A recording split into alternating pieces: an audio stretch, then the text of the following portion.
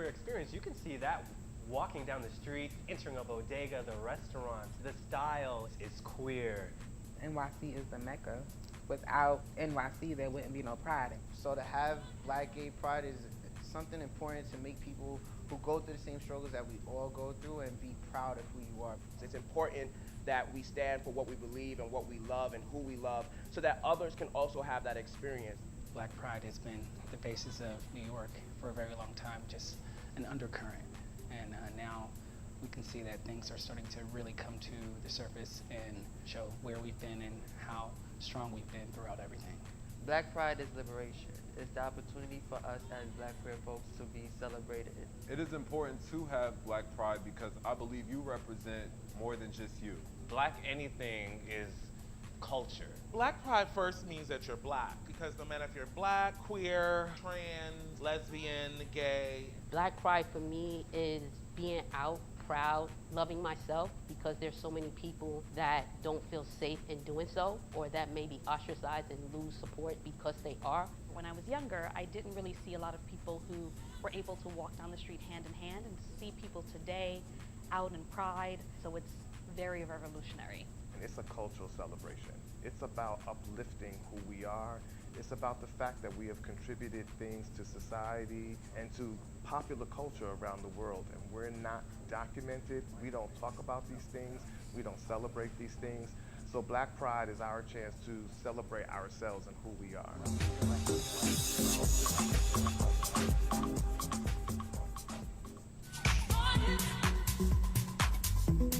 As far as the queer experience, you can see that walking down the street, entering a bodega, the restaurants. The style is queer. NYC is the Mecca. Without NYC, there wouldn't be no pride. So to have Black gay pride is something important to make people who go through the same struggles that we all go through and be proud of who you are. It's important that we stand for what we believe and what we love and who we love so that others can also have that experience.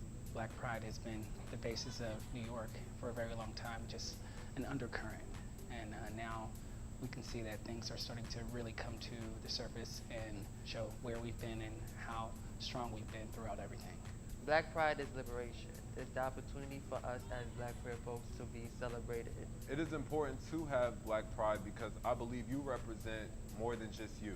Black anything is culture. Black pride first means that you're Black, because no matter if you're Black, queer, trans, lesbian, gay. Black pride for me is being out, proud, loving myself, because there's so many people that don't feel safe in doing so, or that may be ostracized and lose support because they are. When I was younger, I didn't really see a lot of people who were able to walk down the street hand in hand, and see people today out in pride, so it's very revolutionary. It's a cultural celebration. It's about uplifting who we are. It's about the fact that we have contributed things to society and to popular culture around the world, and we're not documented. We don't talk about these things. We don't celebrate these things. So Black Pride is our chance to celebrate ourselves and who we are.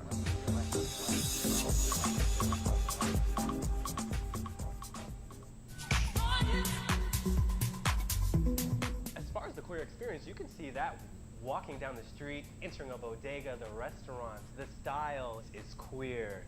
NYC is the Mecca. Without NYC, there wouldn't be no pride. So to have Black gay pride is something important to make people who go through the same struggles that we all go through and be proud of who you are. It's important that we stand for what we believe and what we love and who we love so that others can also have that experience. Black pride has been the basis of New York for a very long time, just an undercurrent. And now we can see that things are starting to really come to the surface and show where we've been and how strong we've been throughout everything. Black pride is liberation. It's the opportunity for us as Black queer folks to be celebrated. It is important to have Black pride because I believe you represent.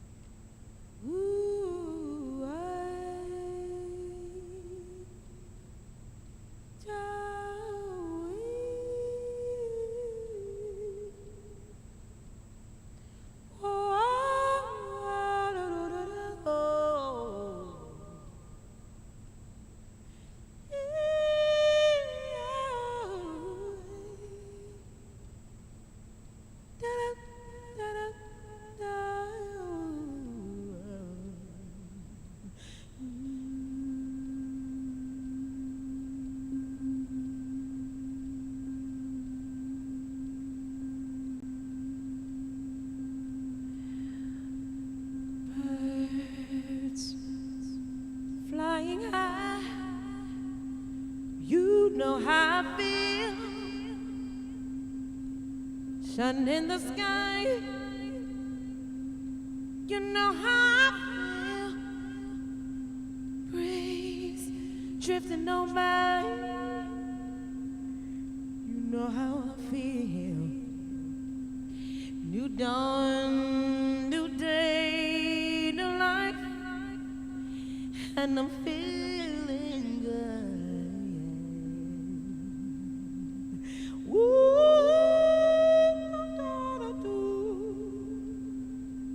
whoa,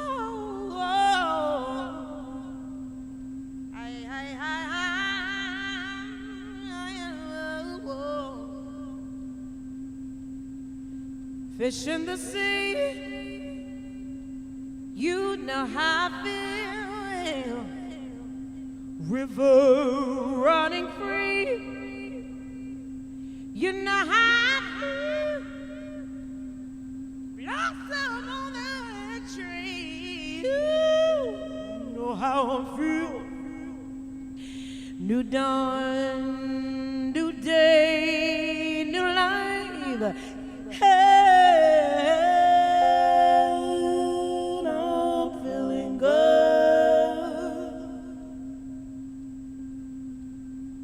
Said I'm feeling good.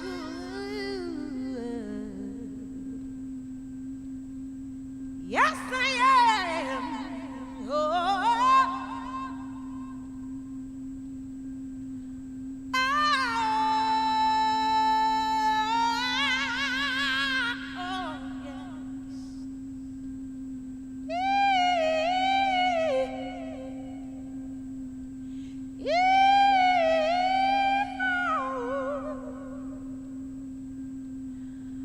I remember what my mama used to tell me. I remember what my mama told me. She told me if you fall, get back up again. Dust yourself off, don't lose your head. I remember what my mama told me.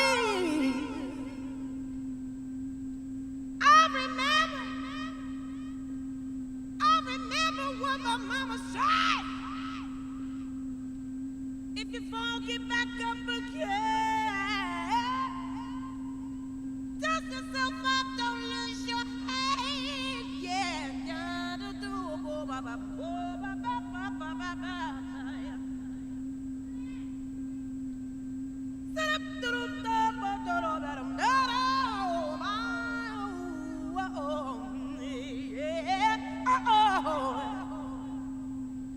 whenever you go through things, 'cause that's life, you gotta remember your faith, 'cause that's right. Whenever you go through things, that's life. Just remember your faith. Oh, that's right. That's right. That's right. That's right. Life can do you harm. 'Cause you can be dealt a bad hand, but it's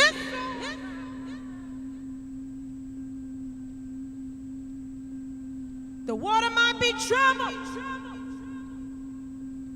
but don't worry, don't worry, don't worry.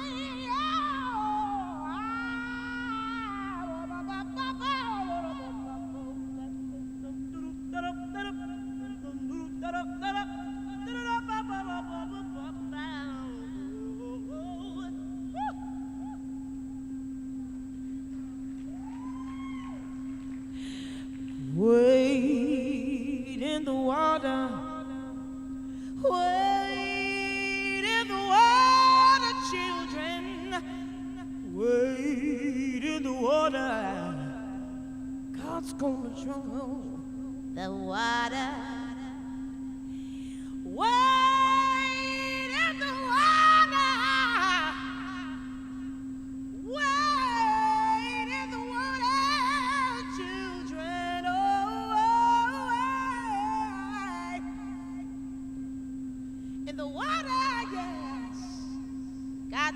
trouble. God's gonna trouble. God's gonna fix it. God's gonna restore it. God's gonna give it. God's gonna bless it. God's gonna ordain it. And God's gonna trouble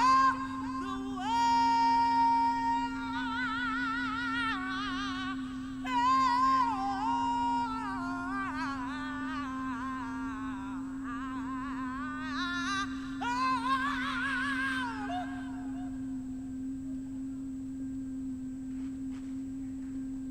New dawn, new day, new life. New dawn, new day, new life. New dawn, new day, new life. And I feel like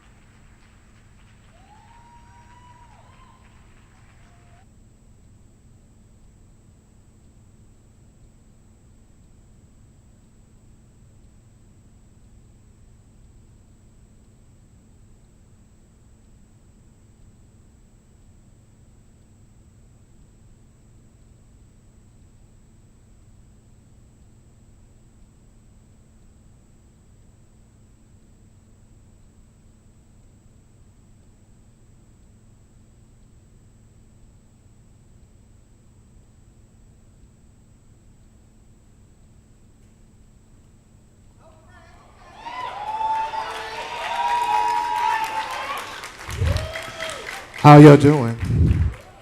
Happy Black Pride. I want you to indulge me for 1 minute. Stout, Ronaldo.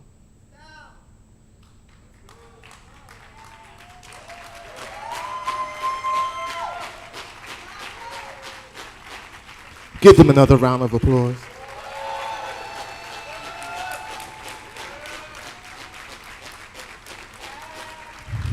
They open with that song, A New Dawn, A New Day, 25 years of Black Pride.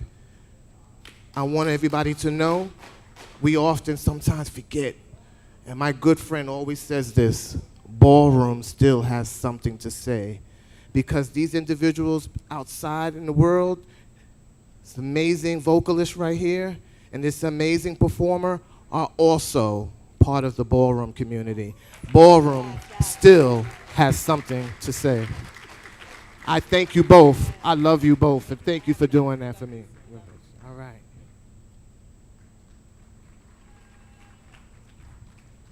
What it means to say 25 years of Black Pride. So I'm going to take this moment to reflect on a few things. A lesson that my grandfather told me. He's not here.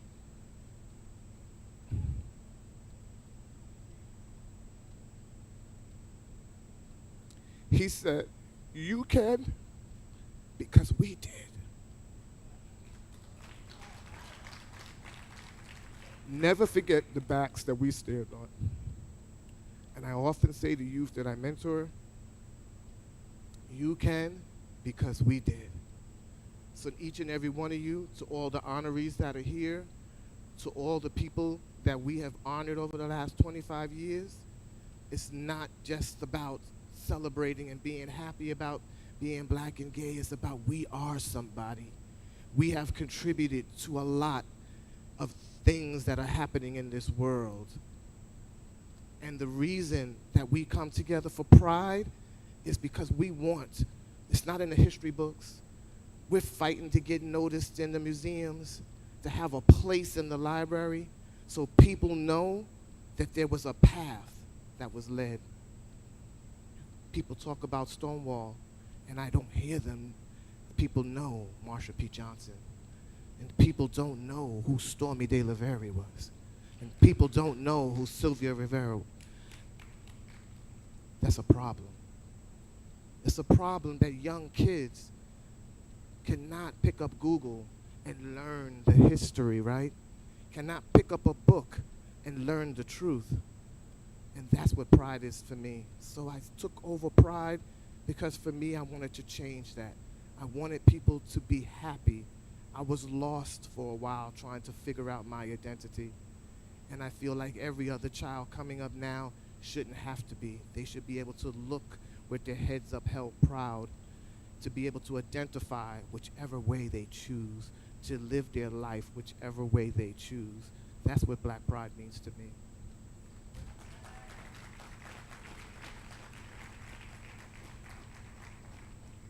But I started off to say that I can because they did. So I want to acknowledge the people who started Black Pride here in New York City. But I also want to say that, you know, Black Prides took off in other places before it got here to New York, right? DC, Chicago, Detroit, LA.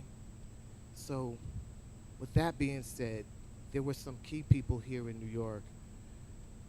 James Saunders, are you in this room? James, can I have you come up here?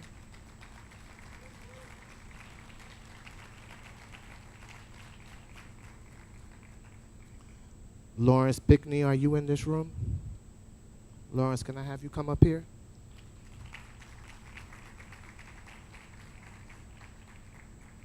Miss Kim Ford, are you in this room? Can I have you come up here?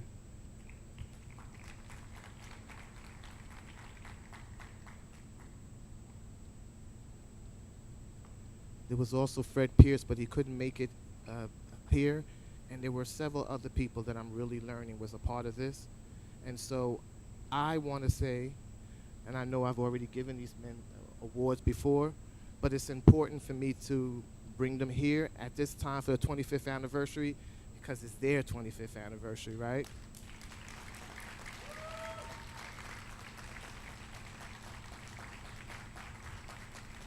And I think it was important for me to make sure that everyone knows their faces and who they are. We often give people their roses after they're gone, right? So I'm here to say thank you very much for the path that you have led, that you've allowed me to still walk in it and keep your legacy alive, because that's what I'm doing.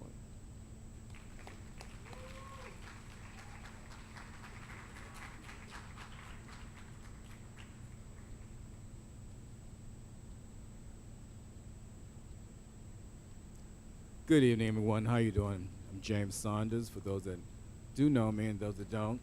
I am the founder of Black Pride in 1997.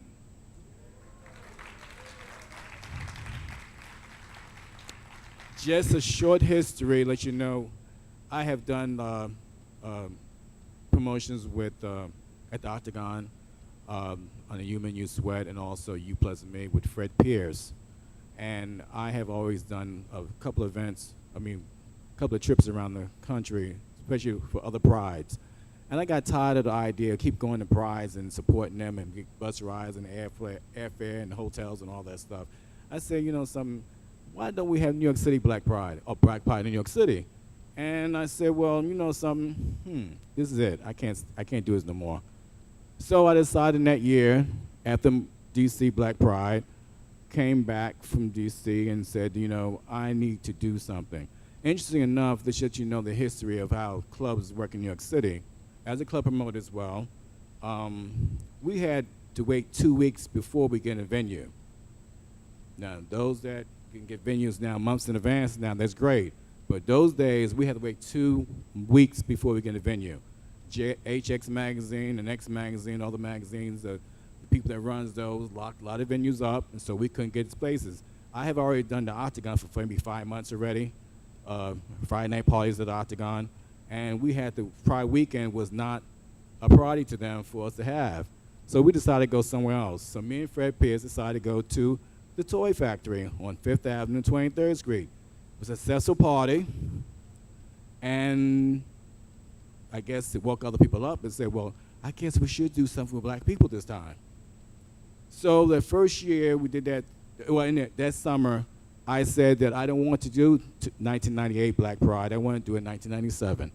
And I went to reach out to four other organizations, Color Magazine, GMAD, Loose, and other countries, and asked them we need to do something this year. So we did first beach party. Pride weekend was August 1st. The first weekend in August was our designated weekend. So that's where we established Black Pride for New York City. And then from then on, it went on. And here we are, 25 years later. Thank you. And also, I'd like to acknowledge Lawrence Pinckney here as well as one of my EDs. And he helped produce a lot of the events that you currently has been repeated over and over again over the years. And mentioned Terrence McCoy, Tita Gray, Ralph Wilson from Pride Agenda, of course Ken Ford, and many others that we have probably list of many people that we can say volunteers and also people that help us bring this together. Thank you.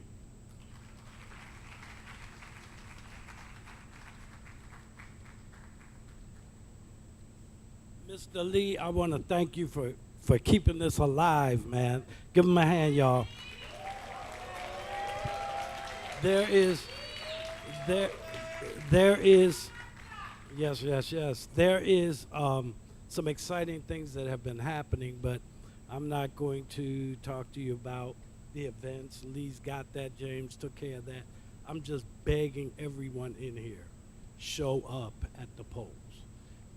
For all the time and all the pride, when I tell you, and I'm a lot older than most of y'all, I've been watching y'all come in, I'm like, ooh, but for everything that has been worked for not 25 years, but for the last 50 years, it's under the gun right now.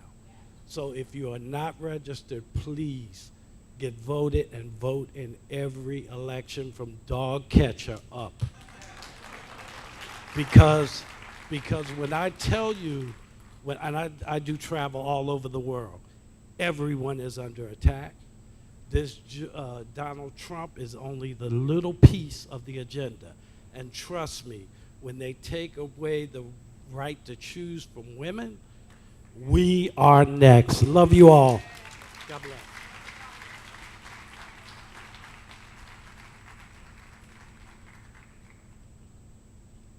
Give them one more round of applause.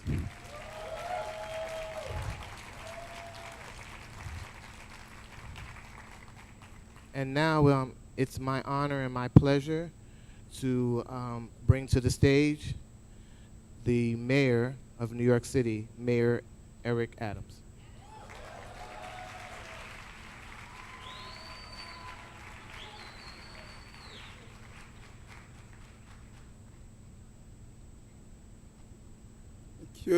Thank you. Good to see you. Good to see you all.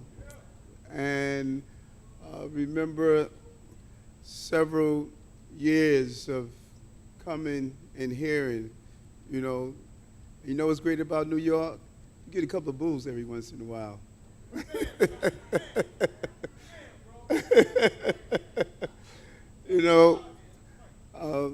I recall back when I was a member of 100 Blacks in Law Enforcement Who Care, and members of GOLD and other organizations were fighting for the rights of the LGBTQ plus community, and we used to disrupt roll calls and go in and fight on behalf of folks.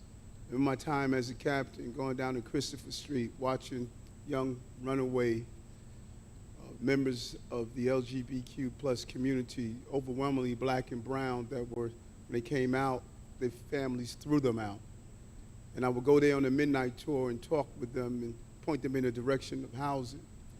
I remember being a rookie cop and dealing with these issues when it was not popular, long before people wanted to identify the right to have the right. And then going to Albany as a state senator and standing on the floor and fighting on behalf of marriage and gender and those other important issues. A lot of people think that I'm new to this. No, I'm true to this. I'm true to this. And I've been doing this for a little bit. And there won't be another mayor in the history of this city that's going to fight on the behalf of the LGBTQ plus community as a whole, but a community that has been ignored and disrespected.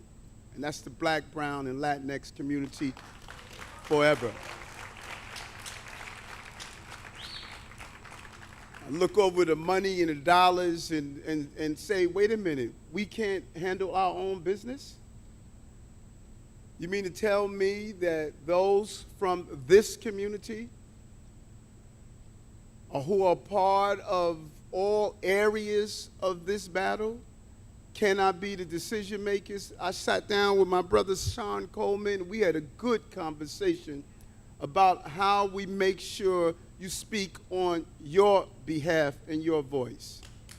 Your behalf and your voice. And so, yes, I get it. I get it. I know I act up. I get it. I know folks are uncomfortable when I start engaging in this conversation. But you did not support and elect me to have business as usual. That is not why you put me here. You put me here to make this a Matthew 21:12 moment. Jesus walked in the temple and he saw them doing wrong things. He didn't sit at the table and participate. He turned the table over. I went to City Hall to turn the table over. That's why I'm in City Hall. And so let me conclude with thanking Lee for all he has done to continue to uplift this community, fight on the behalf, dealing with the issues of HIV and AIDS years ago, dealing with the issues of monkeypox and making sure we could have equalization in the vaccines, dealing with the issues of all the crises and standing up and being forthright, a true leader that is not communicated and talked about enough. But I see you because you saw me, and I'm always going to be with you. I'll never, never forget when others have turned their backs, you did not turn your back on me. I'll never forget that. Thank you so much. Let me give you this proclamation.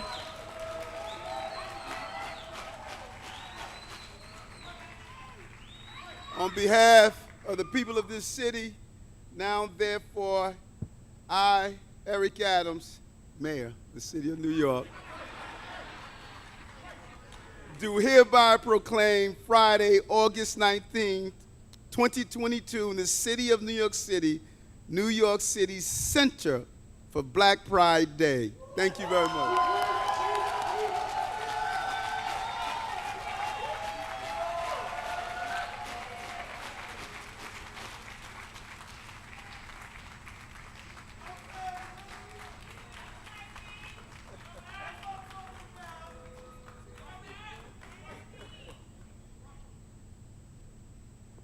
I want to say something to Mayor Eric Adams.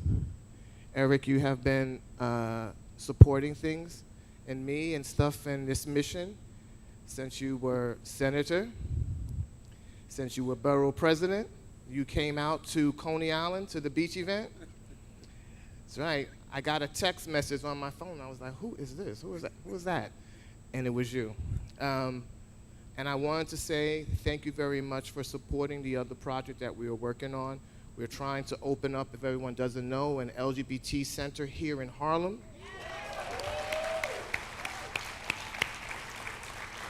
And the mayor has given his support to us to make that a reality. So I'm thankful because that's the dream, right, for Black Pride, to have a real center, have a space, a safe space that tells our history, tell our stories. So thank you for recognizing that we need that. Thank you.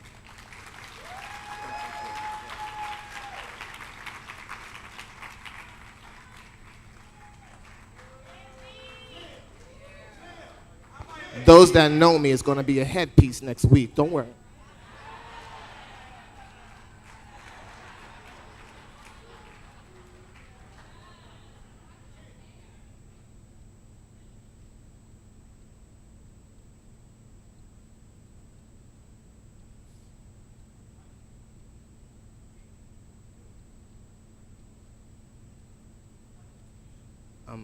So before I do one more thing, there were several people that had requested to come from the political figures, and I think everyone knows my stand on that.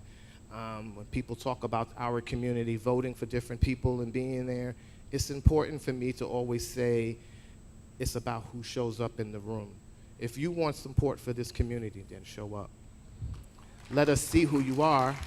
We want to hear it out your own mouth, not through messaging and stuff. So a person that has been here, Jumaane Williams, has come several times, has come here. He's even given us a proclamation. And I know that he wanted to be here today, but I believe he sent a message with Kim Watson.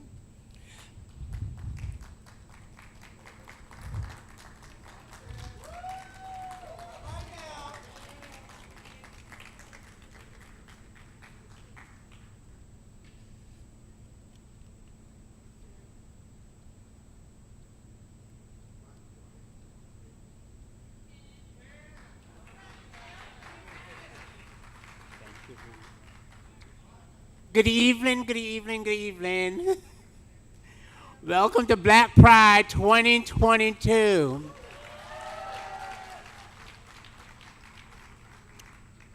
My name is Kim Watson Benjamin, and I'm the LGBT coordinator and health in dealing with all the equities of justice and the equity in the public advocate's office. I am that person, I'm his ace, and I do humbly let y'all know he wanted to be here, but he was traveling with his newborn and they got into an accident. However, my colleague Marcus is here with me, and we have some stuff for Lee, Black Pride, as well as the honorees tonight. Yes, good afternoon and good evening, everyone. My name is Marcus. I work very closely with the public advocate, Jumaane Williams. As mentioned, he was en route to come here, but unfortunately got an accident. But he did still want to let us all come here and show support. All of the honorees will be receiving citations from New York City Public Advocate's Office, and we'll be giving those to you. Thank you very much. I want to say thank you to each and every one of you, and if you need anything, you can contact me. We can advocate for you. I will continue advocating for you for over 40 years, and I want to say thank you, Lee. And as one of the longtime individuals being on the planning committee of Black Pride and making sure that the trans community was very visible in having a hospitality tent several years ago. I don't know what we're going to do on the beach this year. However, I might be in a two-piece or something of that nature. Well, you know, thank you.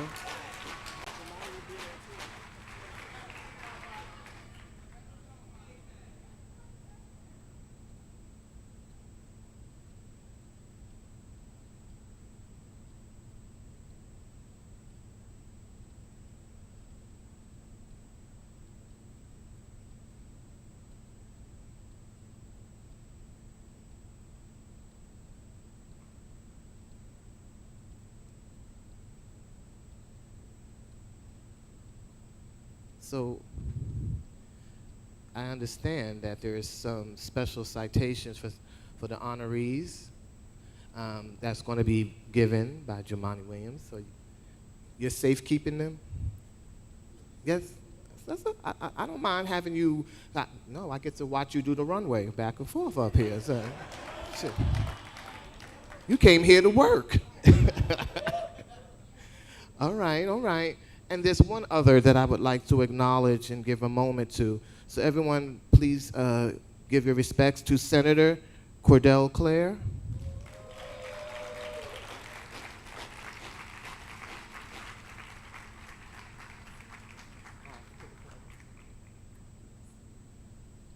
Good evening, everyone.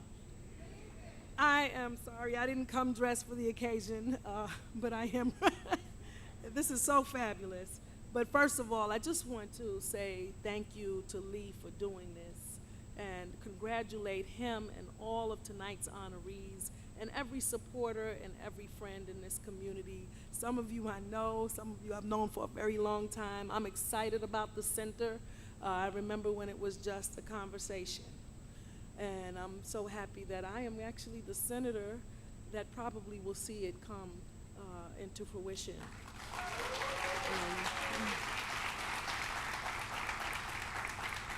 I'm not going to take too long. There's so many things to talk about, but I just want to echo the words of the former speaker who spoke about our rights and how fearful we must be. I'm the chair of the Women's Issues Committees in Albany, and you know, it was just frightening. No one thought we would ever see Roe v. Wade overturned. And I started proposing legislation, introducing it in preparation, and people were like, oh, it'll never happen. That's never going to happen. And lo and behold, it did happen. And some of the legislation that I have introduced and passed will provide sanctuary services for people who come here, women who have the right to choose, give it up, over their bodies. People said, well, why are you doing that? Abortions will not stop, and I'm going to use that word. Abortions will not stop. The wealthy and the affluent white women, they will always get abortions. It is us who will wind up in the back alleys and on the kitchen tables. So we have to make sure that we support women. Having a child is a choice, not having a child is a choice. And it's just, it's baffling to me that people who will not take care of people, who will not give anybody health care, who will not educate our children, who will not give us affordable housing, are so concerned about us having these babies that they will not take care of.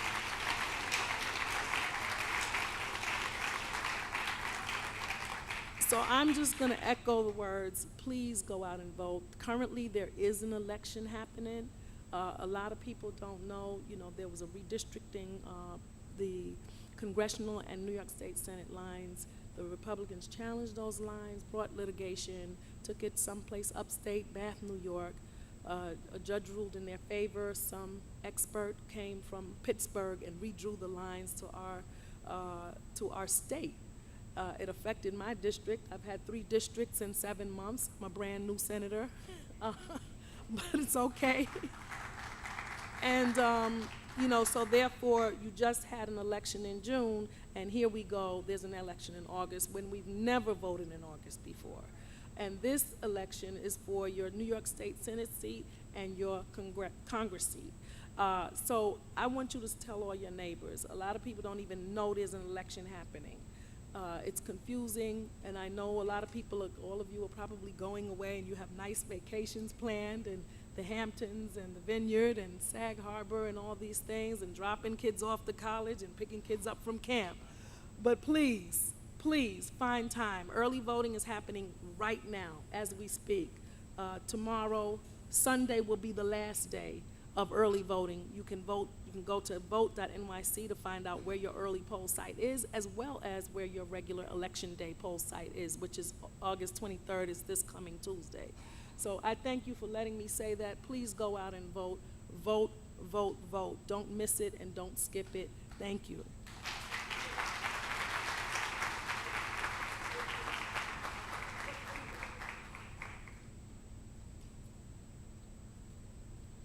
Okay. Now, I want you to indulge me one more thing before I start giving out these awards. I started again saying it's a new dawn, it's a new day, and talking about the shoulders and the backs of other people that we have walked on. So in the last 25 years of Black Pride, we have been honoring people, and I thought it would be really special to invite them to come back and have a second moment. And that also includes those from the ballroom community and Heritage, you know, the Heritage Ball. So if you are here in this room and you have been honored at Black Pride, can I have you stand up?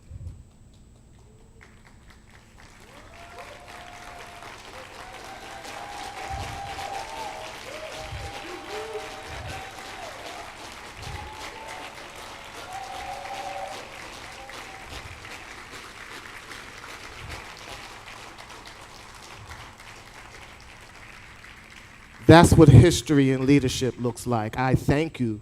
I thank you again, and thank you so much for coming back and sharing space with us, sharing your energy. And we continue to love you, and we continue to celebrate you. Thank you so much. Come here, Queen Mother. Come up here.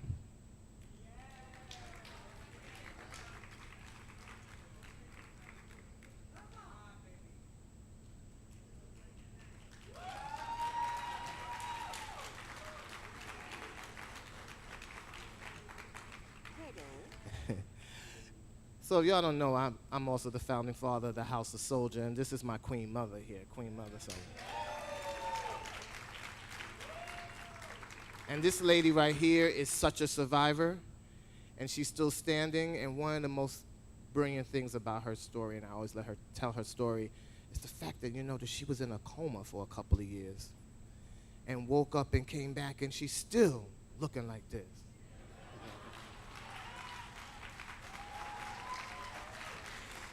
She's what we call a pioneer in the ballroom community. That means 40 years, right? 41. 41, I'm sorry, I forgot the one. I was doing the math. You got to carry the one, and then, that's how you do that. All right, all right. So I don't know, she's been concocting something, so all week she's been like, I got to say something. I got to say something. So I'm going to let her say something. Thank you. Good evening, everyone. How's everybody feeling? Happy 25th anniversary, Black Pride. Tonight, I'm here because I was the Lifetime Achievement Award winner in 2015 from Black Pride. And over the years, I watched Lee do his thing. And he gives effortlessly. He loves the LGBTQIA community. He loves the ballroom community. And he's here to celebrate Joe. I'm here to celebrate him.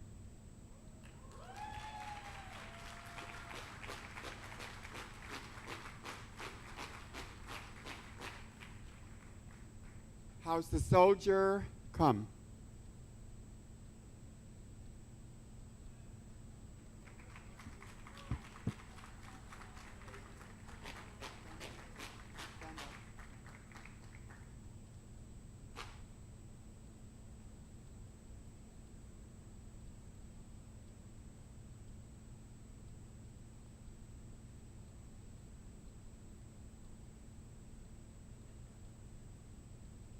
These are my kids.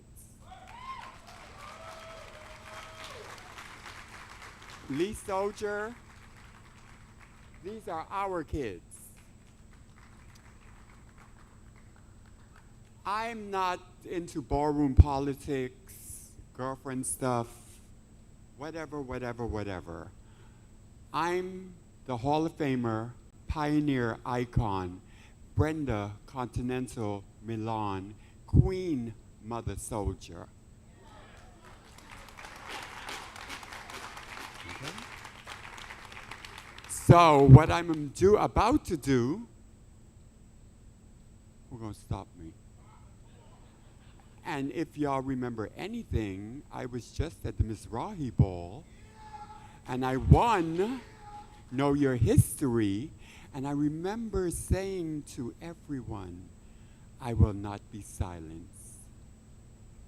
So, on August 19, 2022, it is my distinct honor and pleasure to deem Lee Soldier Simmons icon.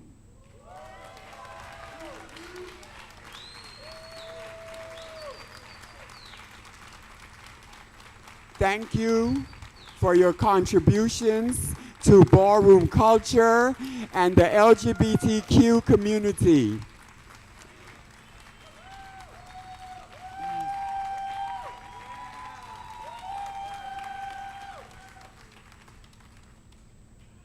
It cannot be undone.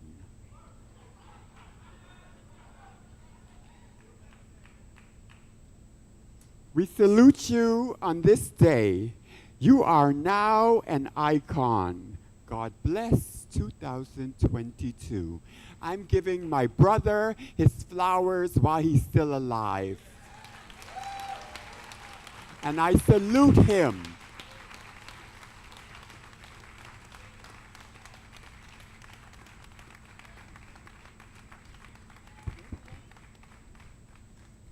Couldn't stop me from doing this one.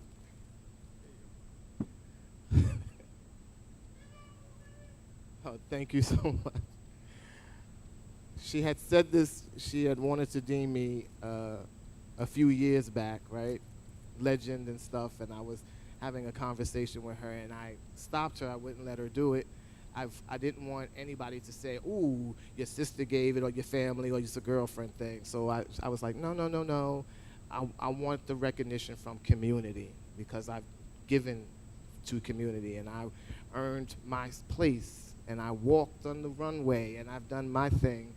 So I wanted the community to give it, not necessarily coming from my sister in that way. Yeah. And you are, and I humbly accept it, and it is a beautiful thing to get your flowers while you're here. So I didn't always think that I was going to make it and still be here, so thank you very much. So tonight is not about me, though. It's about me giving my flowers to the community, but I am so humbled, and thank you for bringing my kids out here, too. Can we get a round of applause, and may y'all stand up for Lee, please? Show him the love he shows you.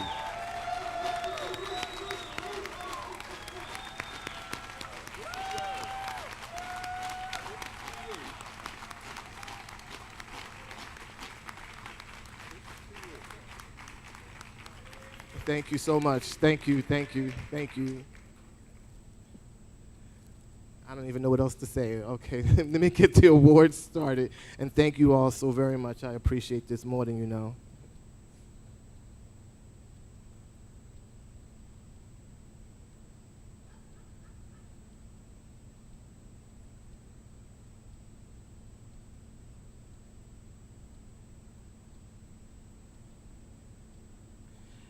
Aren't my kids beautiful? Yes. Give my kids a round of applause too, right? God bless the future. All right, I'm going to jump right into this because I know you're all are waiting to see these fabulous people. So I'm going to ask one thing. Can you all show love and respect to these honorees when they come up here? Can you all please give them a round of applause? Yeah. So let me talk about this first woman here, because she's being honored because, as I said before, she shows up. Quintessential Harlem girl, Gracie Award winner, and lifelong New Yorker. Y'all know who I'm talking about? Her name is Bevy Smith. Bevy Smith.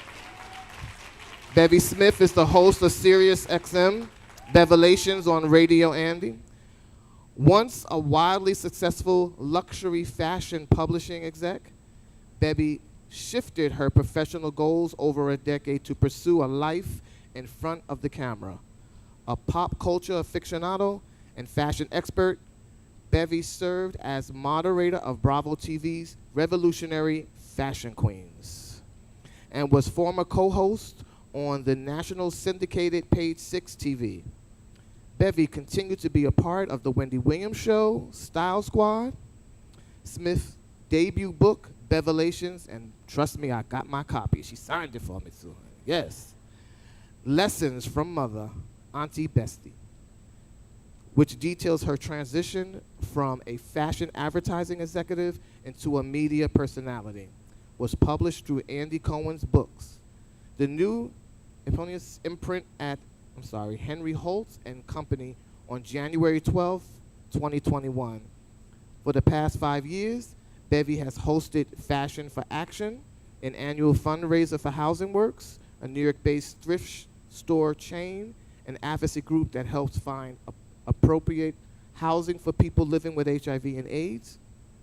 In 2017, Smith was named Community Champion of AIDS organization Harlem United. Additionally, Bevy is on the board of Cool Culture, a charity devoted to raising awareness among underprivileged children. Bevy is also both a formal and informal mentor to many. She takes great pride in being part of WEEN, Women in Entertainment Empowerment Network. And on a personal note, I love Bevy because Bevy shows up. So Bevy is getting this Community Ally Award, because every year in the Schomburg, I look out and this lady shows up. Come here, my sister.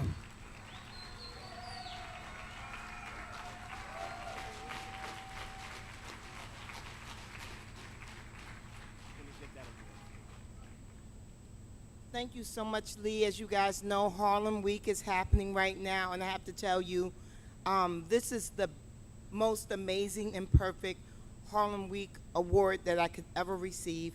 It means so much to receive an award from Lee, but from Harlem Gay Pride. I mean, this is like a dream come true, because this is a community that I love, that I've always tried to support.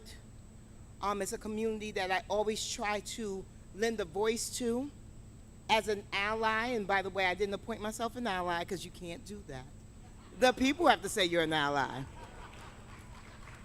But I have been called an ally.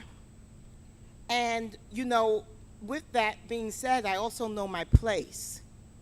Is okay? Because the people think because they, you know, support something, they have the right to get out in front and speak for people. Sometimes you have to take a back seat and listen. And that's what I try and do with the LGBTQIA plus community, but especially with my black and brown brothers and sisters. And so this award, being a community ally, really resonates with me. It's something that I've always felt I was. I grew up in Harlem. Harlem has always had gay people, honey, out and proud. Real quick, I didn't even know it was a bad thing to be gay, because in my community on 150th Street and 8th Avenue, I mean, that's where Tony Ray, you know, from Fame was from. And so it was always people that were flamboyant, that would show up and show out, and would beat a bitch ass if they tried you. So imagine when I went into the world and found out that gay was to be whispered, gay was to be shunned. I didn't even understand it. And that's when I decided, well, I know better, and I'm going to have to speak up for folks who perhaps at that time couldn't speak for themselves. And so this award means the world to me. Lee Soldier means the world to me. You guys mean the world to me. And I want you to know something. Your support of me, it parallels with black women. It's like black women and black gay folks and trans folks supporting me. That's the way it runs. Y'all are my top.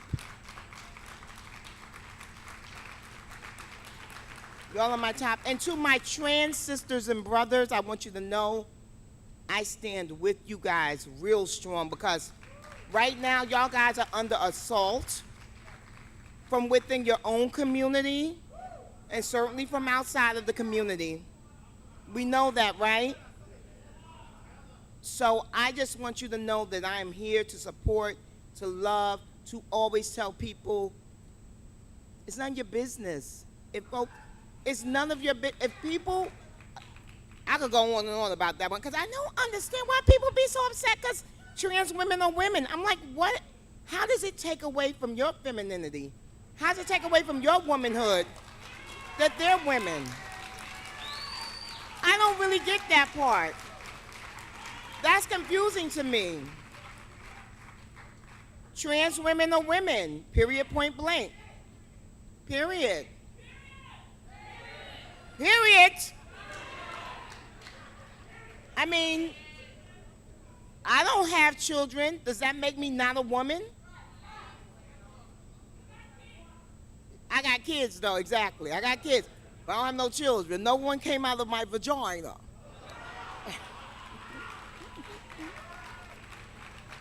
All right, I gotta go. I gotta go see Strange Loop, because, you know, I'm always supporting the community, y'all. But I love you guys so much, and I also want to give a special shout out.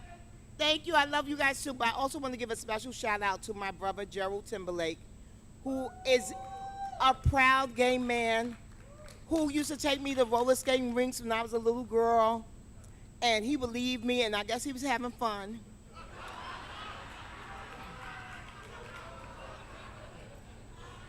My brother would take me to roller skating rings. He would take me to clubs. He even took me to see cruising, y'all. I was a child. He took me to see cruising. For the young kids out there, y'all don't even know what cruising is, but let me just tell you, it was not suitable for children. But I share this award with you, Jerry Timberlake, because you were one of my first examples of what a proud black gay man could be and is. And I love you so much. Jerry, you can stop videotaping and just stand up and let him see you. My brother's 67 years old. Look how good he looks.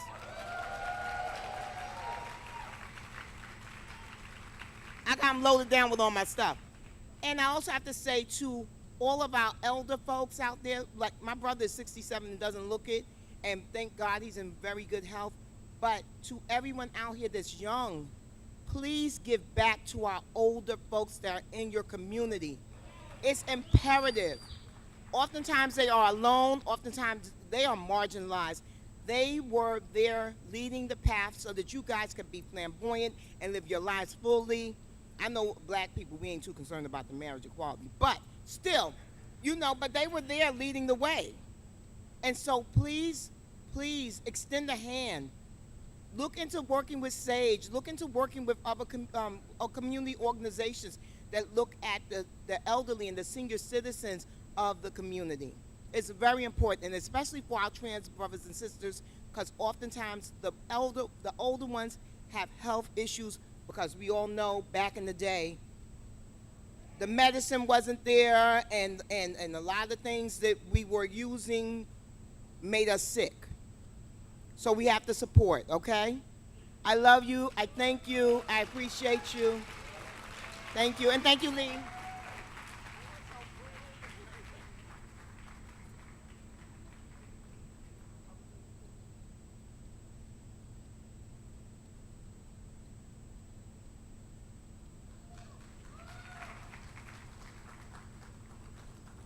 All right, we got a piece of Bevelations. Y'all didn't even know. Y'all came to the show. All right, so the next one is also a community ally, and I want to say that this particular person was essential for me to get the ballroom community acknowledged by the state of New York for its historical contributions, not just to here and to this state, but to the world and to popular culture. And he took it and got that done to the governor. He is the director of LGBTQ affairs right now for Governor Kathy Hochul, and his name is Ron Zaki.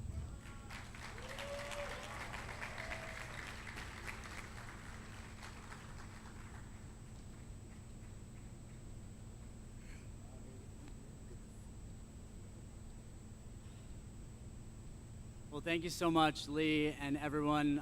It's such an honor to be here on the 25th anniversary and to be honored as an ally. I just want to say that, you know, I got into this work to make sure that the LGBTQ community really is represented. And what I saw through the decades was that some people were represented. And so I've worked really hard to make sure that every opportunity and privilege I'm given, that I step aside and let someone else step up. And so when I do that, I look to the trans community, I look to the communities of color that don't often get to the table. And so it was such an honor for me to work with Lee to recognize 150 years of ballroom, and to continue to work across all communities to make sure that everyone is represented. I brought here with me a letter from the governor as well, and she sends her greetings to everyone gathered for the Heritage Awards ceremony to celebrate the 25th anniversary of New York City Black Pride. So thank you so much.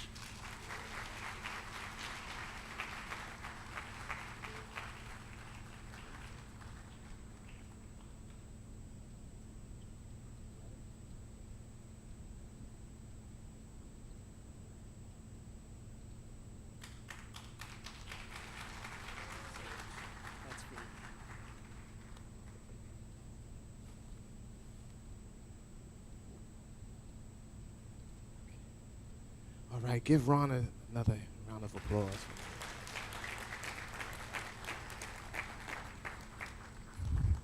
The next community ally is extremely special to me, and it was a little bit of controversy about this organization, and I don't know why, but I'm gonna put some voice to it. There's an organization here in New York called GOAL. Do you guys know what GOAL is? Thank you very much. Who just said that? GOAL, to me, represents the light. GOAL, to me, represents hope. When I learned about the history of GOAL, that they fought and fought for the right to be in the parade, to wear their uniforms, to be proud men and women on the force, to represent who they were, to walk in their truth, that was important. To me, when little kids or young people dream about what they want to be, they shouldn't have to hide about being gay, bisexual, transgender. They should be able to walk in their truth. And if they're police officers or firemen or mailmen, they should be able to live free in that truth. GOAL represents that to me. It's a man named Brian Downey started showing up at events. Brian started coming to groups when we was talking about substance abuse. In fact, there was a Ballroom We Care group.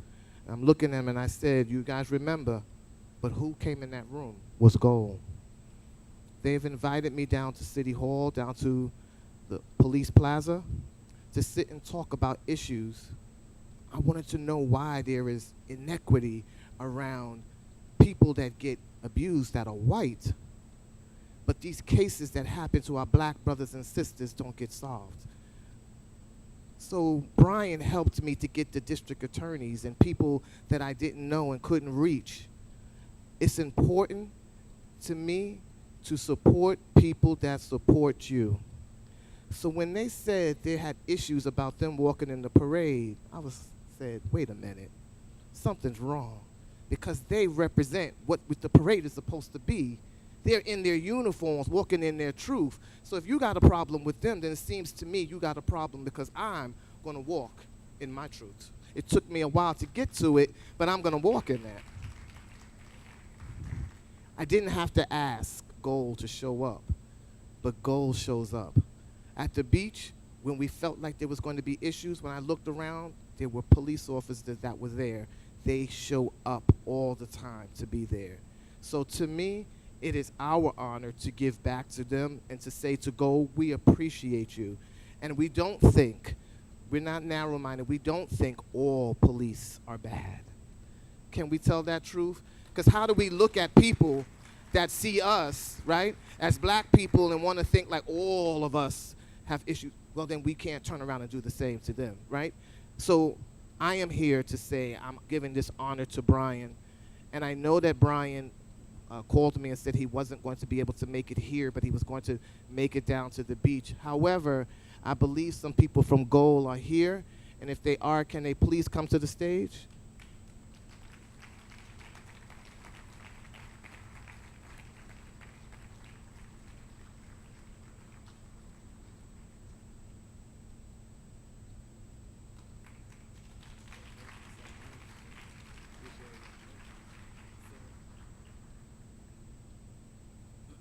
Good evening, everyone. My name is Christopher Chu. I'm the Assistant Treasurer of GOAL, and once again, that stands for the Gay Officers Action League. And yes, believe it or not, I'm an officer. I didn't know that I was competing today with the likes of Lee Soldier, who, quite frankly, is an alien superstar tonight. The invite only said red carpet. He took it above and beyond. So let's give it up for Lee and his amazing outfit.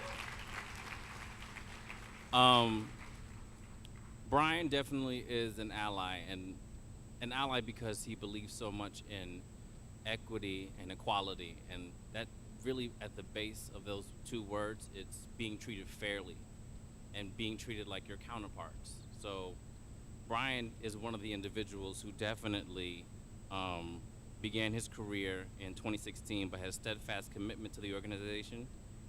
He began in the police academy. Since that time, Brian has also served as a corresponding secretary, a treasurer, and the vice president. Brian's key agenda for his presidency is to reestablish ties with LGBTQ advocacy groups in the greater New York City area, developing time and resources to assisting LGBTQ homeless youth with the Kiki Coalition and California associations to begin with, and to conduct a comprehensive review of all organizations' bylaws to include LGBTQI exclusivity. Brian always talks about inclusion and equality, but you have to see this guy show up at an event, whether it be a Kiki Coalition or California or the Coney Island event he'll be at this weekend. Brian's always there. He definitely is one of the individuals who inspires you to be out and be proud when you're wearing the uniform, because as some of you can only imagine, when you put on your truth, sometimes you're not always met with open arms. So imagine being in an environment where that truth at one point was apprehensive, aggressive, and didn't make you feel safe. But an ally like Brian definitely made it feel safe, not just for officers, but LGBTQ plus across the board. I personally work at Rikers Island. So every day I see my brothers and sisters come in and they're scared. There's no safe space working in those environments.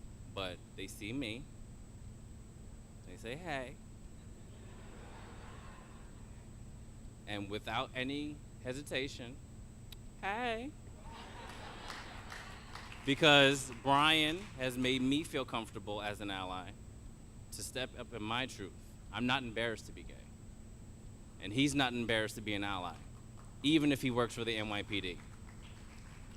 Brian has set in motion so many things for law enforcement and has left an open line of communication for us to speak to people in our community, to let you guys know that we have community affairs. There are people out there that you can speak to if there's a DV case, or if for some reason your parents kicked you out and you came out. There is an officer to speak to. There is someone to listen to you and know your journey. And for the beautiful transgender community, which I like to call transcendent, because you have gone above and beyond what your truth is, we're out there fighting for you too, in an environment that's not comfortable. Brian has put himself out there so much. And remember, we're a volunteer group. So from his regular 9 to 5, his relationship that he has with both his partner and his family, he takes additional time to go out there and fight for our rights as an ally. So on behalf of the Gay Officers Action League, I humbly accept this award for Brian Downey, and I just want to say thank you and happy Black Pride.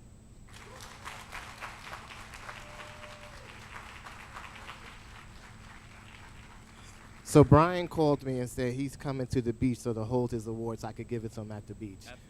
There you go. So I hope to see you at the beach too. I'll be in jail. Oh. Thank you so much for coming.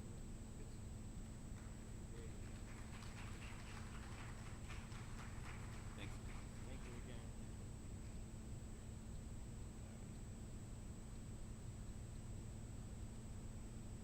All right. I'm going to keep it moving, and I want to talk about this woman.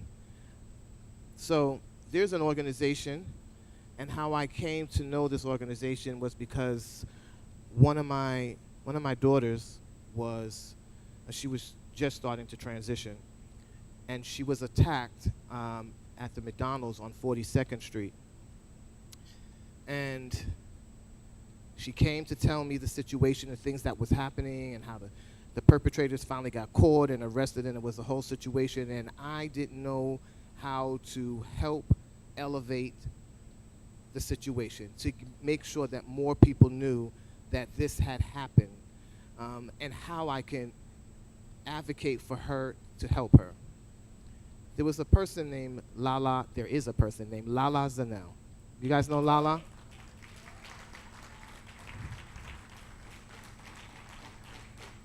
And I called Lala, and she said, you need to come down here to AVP. I didn't know what AVP was. I thought it was Assistant Vice President. What organization? Who am I meeting? She said, no, this is called the Anti-Violence Project. You need to come down here. You need to bring her to come down here and make a statement, and let's take some action. And I went down to this organization, and it was, to my surprise, I saw other faces of trans women and people in the space that I knew, and they had instantly came to the table several times when individuals had gotten attacked or had issues. I was able to pick up the phone, to call them, or to bring them down there. And I think, to me, that is important, right? We need to find what is our safety net, right? How do we raise these issues? How do we take control and fight back? This woman here, she's the executive director of that organization. And she, and her organization, always comes and supports and tables and does what they can around Black Pride. So to me, it is my honor to honor Miss Beverly Tillery, the executive director of the New York City Anti-Violence Project.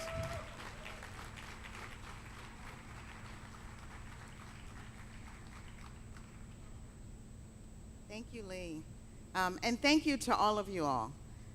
For those of you who don't know, AVP is the only organization in the city that is dedicated to addressing and ending all of the forms of violence that the queer community is impacted by every day.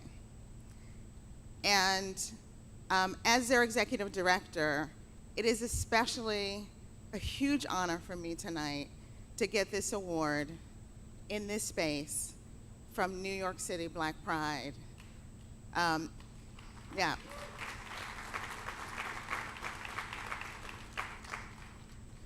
As a Black queer woman who's running an organization that is not traditionally a Black queer organization, it's a huge honor because, as you all know, Black folks running more traditional LGBTQ organizations don't always get the support that our white counterparts get. And, you know, for me, none of that really matters as long as I know that my Black queer family has my back. And that's why this award means so much to me. I accept this award on behalf of our staff, who are the staff who are answering our hotlines, who are taking those calls from folks who sometimes are in their darkest, hardest moments. They may have been attacked. They may have been kicked out of their homes, looking for support and needing a place to go. I come representing our community of staff and volunteers who every day are finding and identifying ways to bring survivors of violence into our community, to help them heal, to help them get the support they need, to advocate for them every day, going down to City Hall, bringing them together to organize collectively, to build solutions for the violence that we are addressing every day. And as it was already talked about earlier, we know that that violence is escalating more and more.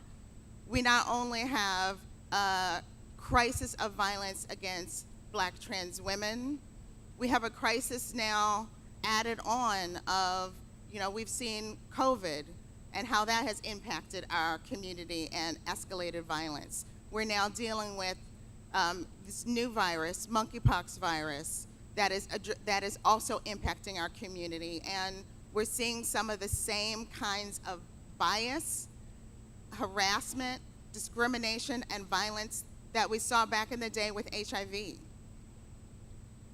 We're seeing over and over attack after attack. We're now seeing attacks from white supremacist organizations coming directly for our community in ways that we haven't seen before, and having complete carte blanche to do so. So we have to keep fighting back, and I know we will keep fighting back. And for me, one of the things, I love my Black queer community.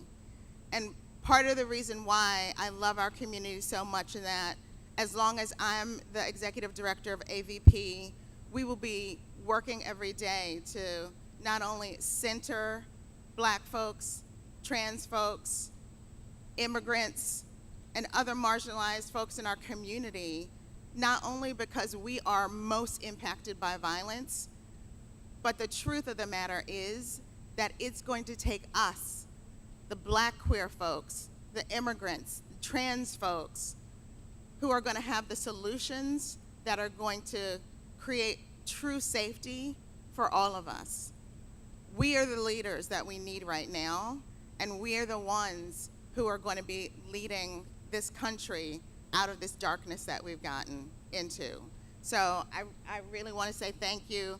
I appreciate this so much, and sending love from all of the staff and volunteers at AVP. Thank you.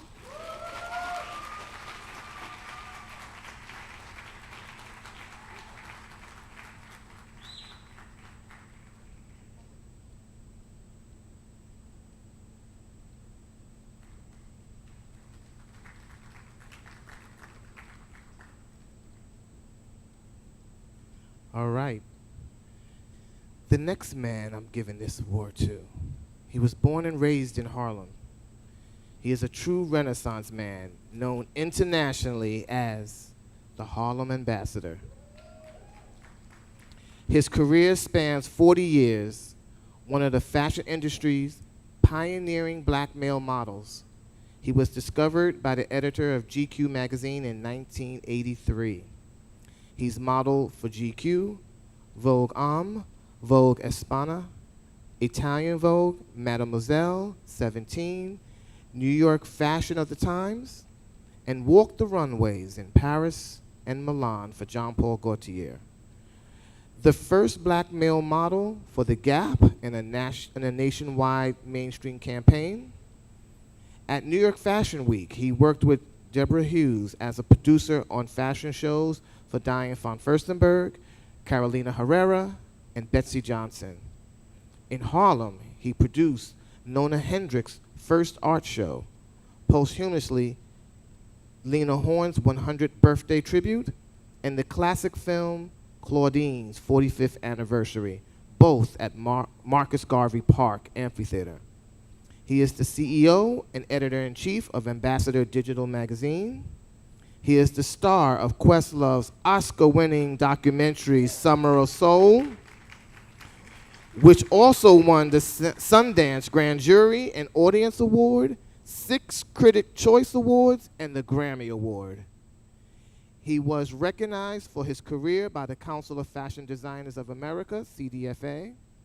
He is on the board of directors of Fashion Group International.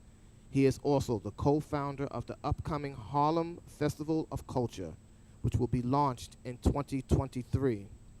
So it is my honor and my pleasure to bring an award, Musa Jackson.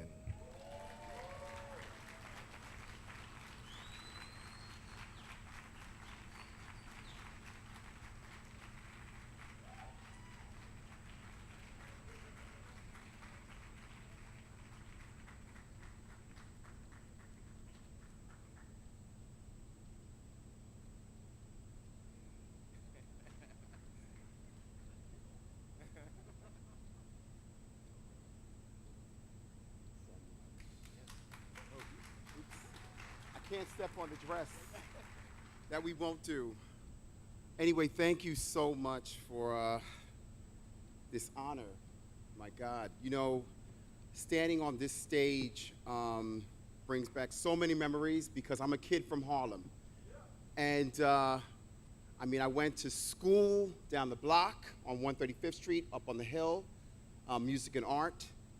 We used to go to Pan Pans as kids. So anybody remember Pan Pans? Who's from Harlem? Everybody? Okay. And there was things that, you know, when you're growing up in Harlem, you don't always feel seen, especially when you were a young Black queer kid. You know, you were kind of taught almost to not be seen. You didn't have a voice. And I was one of those kids. I was, thank God I was tall, I was cute, I had a smile, and, but I had to get out of my community sometimes to find myself, because here I had to be something else. I couldn't be me sometimes. In my family, I want to say this right here, my mother, when I came out to my mother when I was 18 years old, she looked at me and she said, I knew. She said, all I need for you to do is just don't lie. Be yourself.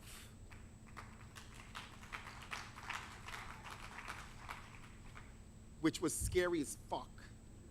Because being myself, I didn't know who that was when you're 18 years old and you come from Harlem and everybody else is street, hood, and you're a little different.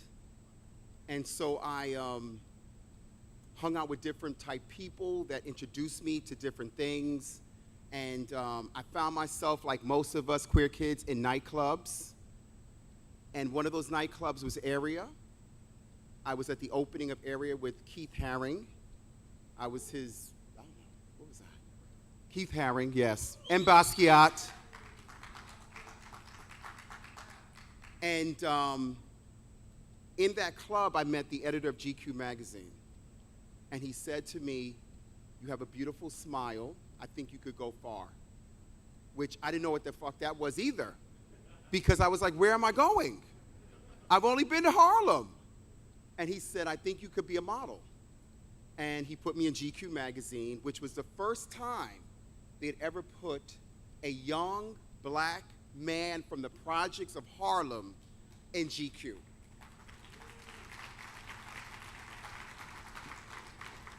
Now what do? Now I'm out there, but I didn't tell anybody. I couldn't tell my neighbors because you didn't talk about stuff like this. You weren't allowed to be a model because that was for other people. That was for white people, to keep it real. But I had this opportunity and I went for it, and I knew that I had to be in front, because if people saw me, especially young black men, you gotta realize when I started in 1983, 3 things happened that impacted my life. Michael Stewart being killed, if anybody remembers that, so they were attacking young black men. 1 out of 4 black men were either in prison, right, selling drugs, on drugs. Crack and AIDS had started to devastate my community. So I knew that if I could represent here and overseas, they wouldn't overlook us. I had a boyfriend, and my boyfriend said, you know what, you have a couple of choices. You can be out and gay, out and proud and black, or you can just be black and represent us. And I said, well, I want to be everything. I want to be all of those things. And he said, but you know what? If you do that, Musa, if you come out, you might not have the career that you're going to have. He says, I'm willing to stand back so that you could shine. And so even though I never denied who I was, I stood there, I smiled, because I knew that something inside of me, when I went to Paris and I walked and I opened Jean Paul Gaultier's show, and then he took me to Milan to open his first show ever in Milan. I knew that something was happening, that maybe some other kid coming further after me might see this moment. But this was before the internet. There wasn't many records of what people like I did. I came, from a long line of black male models that weren't seen. We saw the women, Iman's. I saw Naomi when she first came into the industry. Okay, I was Cynthia Bailey's mentor.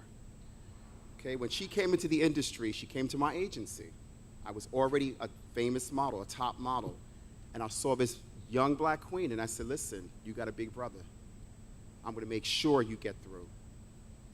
And I knew that I came from a long line of people that just weren't seen.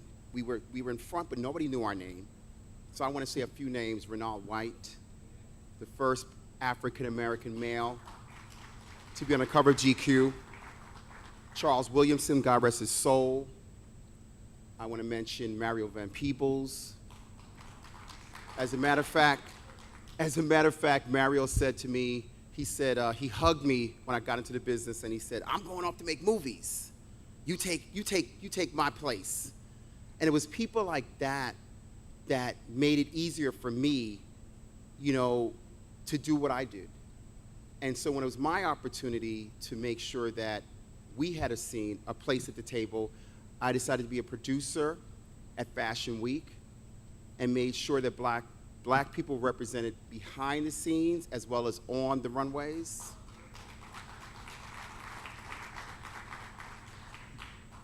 I saw the need in my community to work with organizations like Harlem United very early on and do fundraisers and just make sure that the fashion industry came to Harlem. So I introduced a lot of the fashion people that you might have seen up here. I was the one that made sure they understood who we were, that this was a beautiful community, okay, with beautiful people. And we might not always get the opportunity, but I was gonna make sure that they saw who you were, because when they saw me, they saw you. And so I wanted to honor people that I got to know, people like Lena Horne. I wanted our children to know who she was, because my mother made sure that our foremothers and forefathers were seen. So I did a tribute to her in the park, as well as working with the wonderful Nona Hendricks. If you see her around Harlem, just say what's up. And then I decided to start a magazine. I said, you know what? They can't have all the fun. I'm gonna have a magazine that will be inclusive and make sure that our stories are told from our lens. And I was able to put on the cover people like Tracy Africa Norman. Her story still needs to be on some HBO special, so I'm putting it out there. Marquise Wilson Balenciaga. And my magazine's only been a year, and already we have our representation from between here, London, Paris, we're in LA, we're in Atlanta, so we're moving. And then I got the fortune of being in this incredible film called Summer of Soul. So if any of y'all seen that, you've seen the Summer of Soul? Okay. And my life is now visible. This poor black kid from the projects has now meant something to certain people, hopefully to my community. And I just want to say to everyone as I close, you know, we've got a lot going on. I'm the founder of the Harlem Festival of Culture, which is the sequel to the Summer of Soul, which will be coming out in the summer of 2023. And I'm gonna need your support, because in the Summer of Soul, if you recall, in 1969, we, the LGBTQ community, was not front and center. I have an opportunity 50 years later to make sure we are. And we will be. So I just want to say in closing, just thank you so much for this honor. Lee, thank you for everything, for thinking of me, for validating my life and what I've done. And I just thank the New York City Black Pride. Happy Pride, everyone. Stay safe. As Cordell said, we got to vote. Make sure that we vote when we should. And I just want to thank everybody for this honor tonight. I want to thank my mother. It's her birthday on Sunday. Without her, I would not be here, and my family. And my beautiful friends that showed up for me. Please have a good support system, okay? Thank you, guys.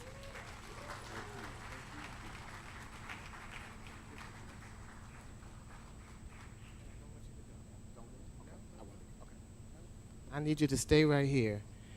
So I talked earlier about that lesson that my grandfather taught me and said, because we did, you can, right? Can you all repeat that? Think about that. We can. That's the theme. So this is one of the reasons why this year is a little bit different, and you'll notice that with some of the people that we're honoring. And while Musa's handling, I'm going to put his modeling skills to test right here. Go ahead, y'all watch. You see this wonderful award, how it looks like a diamond. Okay. So, it's true. So, Musa and I was talking one day. Actually, was at a fundraiser, right? And we were talking and, having this talk about fashion and different people and influence. And again, people who have, to me, opened doors, right? Laid a path and created a path for people, or who have put the spotlight on people in our community. Again, Black Pride, right? These are the things that you don't pick up a history book and learn. These are the things that should be someplace that for us to learn. Musa sat and taught me about this man. His name is Freddie Lieba. So before we bring Freddie up, I'm gonna let Musa do the talking of this, because Musa is the one who taught me this. And one of the things I ask everybody to do, please, sometimes when you hear some of these names and these people that are coming up here, give them their roses, man. Give them their flowers. Stand up, because they've done something.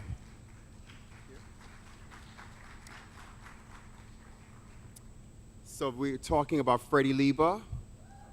And when is a stylist more than a stylist? Freddie Lieba has been a fashion authority, beginning his career in London and moving to New York in the 70s. He was tapped by the creative team of Interview magazine when Andy was there, and he did the covers for that famous magazine. During that period, he's worked with some of the greatest photographers, from Irving Penn to Albert Watson to Patrick de Marchelier to Scavullo, and all of the top photographers of the time. Anna Wintour, then at New York Magazine, did a feature on stylists, and Lieba was chosen as the lead for this piece. After a highly successful stint as creative director of Harper's Bazaar and Allure, Lieba was approached by the late Steve Rubel and Ian Schrager, you all know him from Studio 54, who was embarking on an entrepreneurial concept, the Boutique Hotel. They engaged Lieba to design all the uniforms for the Morgan Hotel, and they would have, with a fashion-forward look. From there, Lieba has designed uniforms for all of Ian Schrager's properties, including the editions London, Miami, and New York City. When Calvin Klein noticed Lieba's designs for the properties of Schrager, he contacted Lieba to create a concept for the Richard Meier residencies on Perry Street, where Calvin Klein lives. During his career, Lieba has styled some of the world's most iconic photographs, including Madonna in the gold suit, that was with the Gaultier bra, Donna Ross in the tank top. Come on, y'all. The 16-year-old Brooke Shields for Interview magazine cover, and literally hundreds more. Having developed a trusting relationship with some of the world's biggest stars, he was hired by InStyle magazine to do almost all of those covers. So all those covers that you saw for InStyle magazine was styled by a Black queer man. Just understand that. The world of advertising also took note. And Lieba did Clinique, L'Oreal, CoverGirl, Revlon, and all the other cosmetic and fashion ads. When Elizabeth Hurley was hired by Estee Lauder, Lieba was chosen to be the lead stylist for all of her beautiful pleasures and all of Hurley's contractual brands. When Elizabeth Hurley was hired to do the film Austin Powers, she insisted that Freddie Lieba be her costume stylist. Lieba has also edited the passion issue of Spirit and Flesh, a new glossy magazine published in February 2015. Always a visionary in the world of fashion, he was nominated by Amy Fine Collins and Grader Carter to be one of the best-dressed men on the international list. And last but not least, Lieba designed a plate and cup for DIFA that had the red symbol, remember that? The symbol for HIV and AIDS, where all the proceeds went directly to the people who were affected and living with the disease.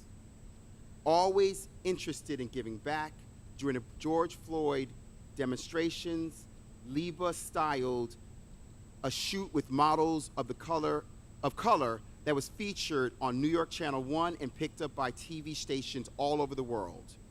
He has also styled a coffee table book by photographer Alexei Lumbrisky called Diverse Beauty, celebrating women of diverse religions, where all the proceeds went to support hunger in Africa. It is my pleasure to welcome to this stage my dear friend, Mr. Freddie Liba. Icon, icon.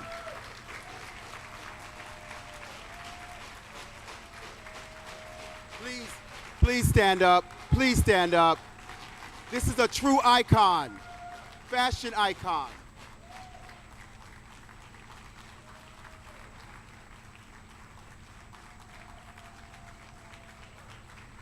Fashion icon, that's a fashion icon.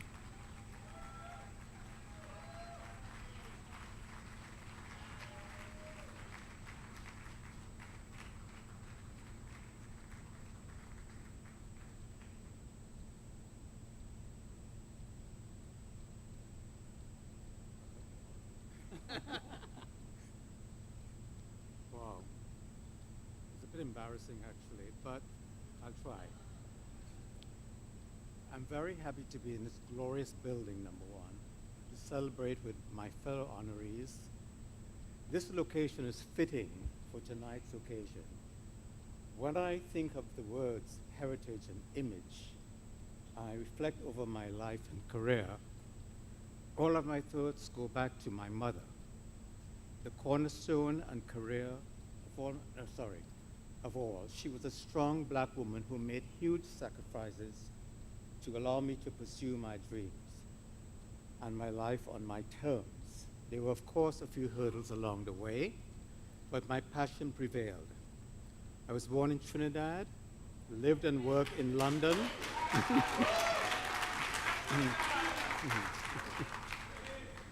I worked in London and made my permanent residency in the United States. While here, I was fortunate to work with some of the biggest artists and fashion publications across the globe. From the beginning of Iman and Naomi to Janet Jackson, Beyonce, French Vogue, Harper's Bazaar, Essence, and now Ubicus magazine with my friend Giovanni, who's here with me.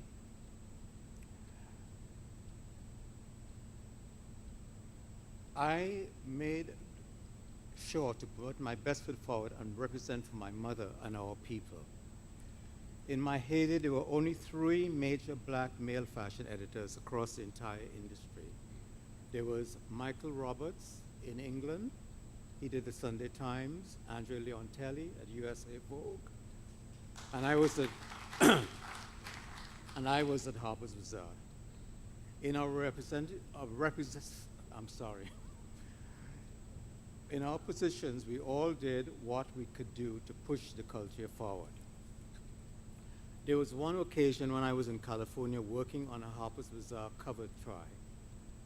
I was doing it on Julia Roberts, but I met this beautiful girl in New York, a young girl, Musa knows very well, Karen Alexander, and I got to the studio with a photographer, and I, of course, arrived in LA with a lot of clothing.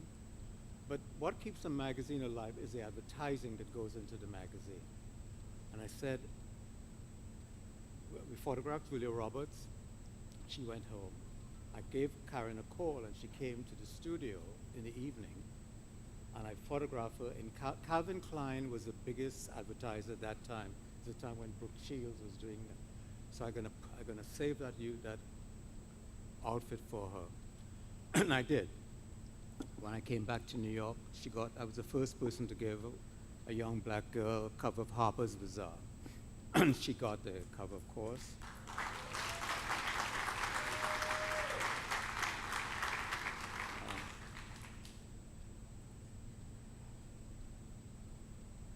You know, the first day, the cover of those images allowed black people across the country to see themselves in the full manifest into the collective beauty of our collective black beauty on display for the entire world to admire.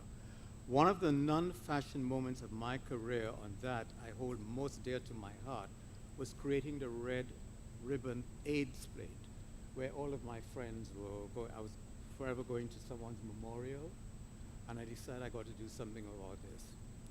And I met this woman at a dinner party, and in those days, you have a red ribbon on your lapel. And as the dinner, I was in the process of the dinner, I took the red ribbon off and placed it in the starting plate, which is a white plate. And the woman said to me, "What do you do?" So I said, "I work in fashion." And she said, "I design plates in the D&D building." So I said, "You design plates?" I said, "You should do that." She said, "Oh no, no one would buy that. It's not very appealing." So I said, "Okay." Carried on. And, you know, the thing is, it's not about, I say sort of bragging about my career, but the highlight is to give back.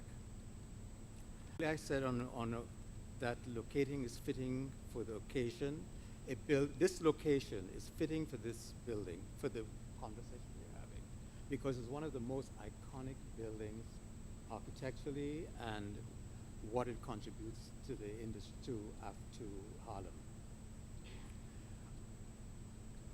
The next door is the Dark Tower, it was called, and they're also for the meeting place for black intellectuals and creatives. Today the building is a contrary Cullen Library. Cullen, a prominent poet during the Harlem Renaissance, and a noted gay man, penned the poem Heritage. Part of the poem reads, "All day long, all night through, one thing I do, quench my pride and cool my blood, lest I perish in the flood." To me, it means that no matter what life throws at you, you must hold on to your pride. Keep a level head and march on. You may succumb to the perils of the world, and that's why we are here today.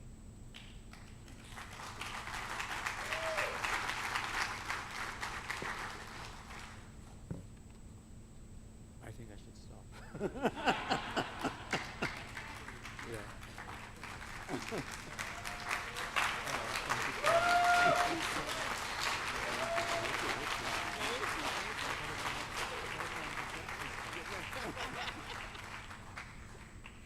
Come this way. Let's take a picture with. Oh, sorry. Come to Musa. I don't think we got a picture of.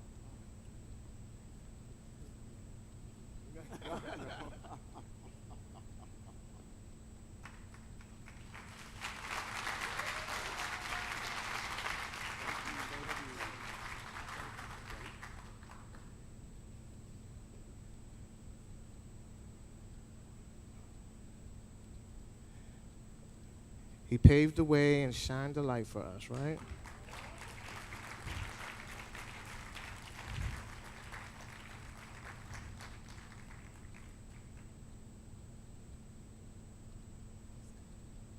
All right.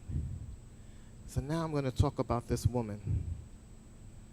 And I'm going to tell you a little story about her. Because this woman right here is a fierce advocate. So this woman, she's not waiting for you to give her her roses, because she's going to get them herself. So I'm going to say her name because I know most of you know who I'm talking about. I'm going to start off by saying her name is Grace. Grace Detrivara.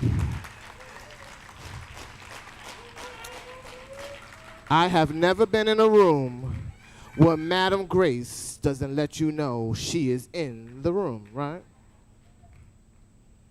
So Grace was born in Detroit, Michigan, to an automobile industry family and moved to New York City as a teenager. She has written a book, Grace, Transitions and Other Views, a memoir. Grace Detrivara is an LGBT liaison and senior reentry peer and health facilitator at the Osborne Association, a social justice organization which provides services for people and family and communities affected by the criminal justice system. Grace is also a transgender female who also has a history of incarceration.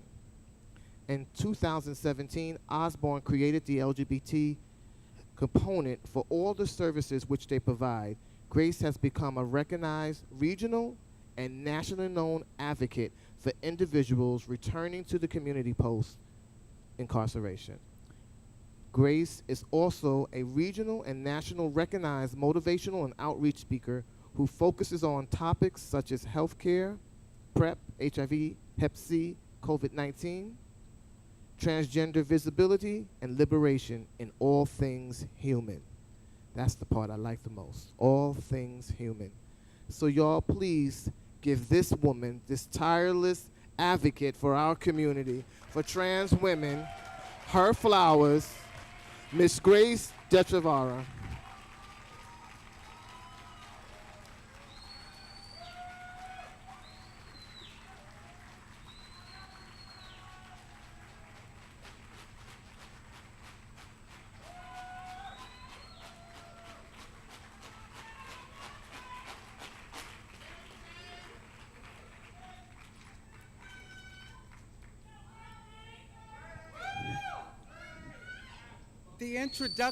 The introduction just took me because I swore that he wasn't talking about me.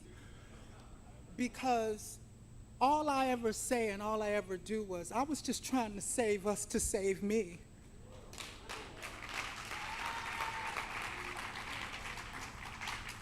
Life sometimes puts you in situations where you're lost, and we all will fall every now and then. You know, I'm not Ballroom, but I think that if they ever had a category, I'm living it.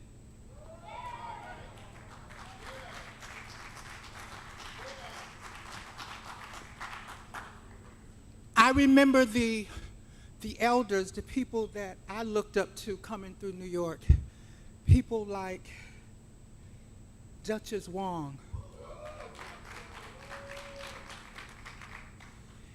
And then I just kept running into all these powerful women who say, Grace, we see you. But you know what? We've seen this story before. And I knew that. So what I did was I said, you know what? I need to go get some education. I need to go get some things to make me feel better, to be able to be of service to my community. While in those prisons, I went and I came up out of there with 2 degrees, not 1, but 2.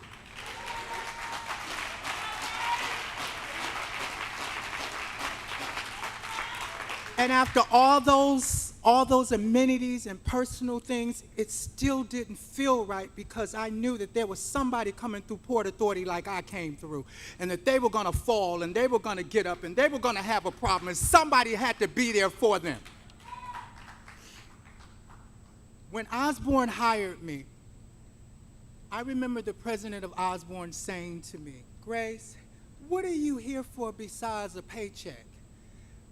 I said, well, we've always went to jail. We've always gone through all the things that anybody goes through. You have 12 offices, 22 sites. You're in every prison system in this state.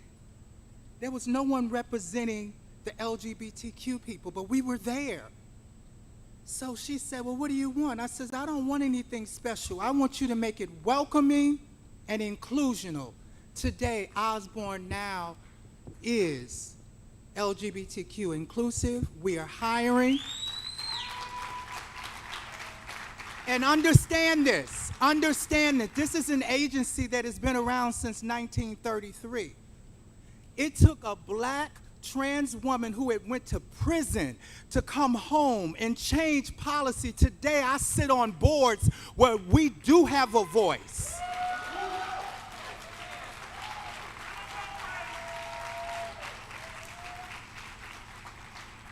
So I just say, there's so many shoulders that I stand. I'm looking in this audience and I just can't just say thank you to y'all, but I gotta say it to them.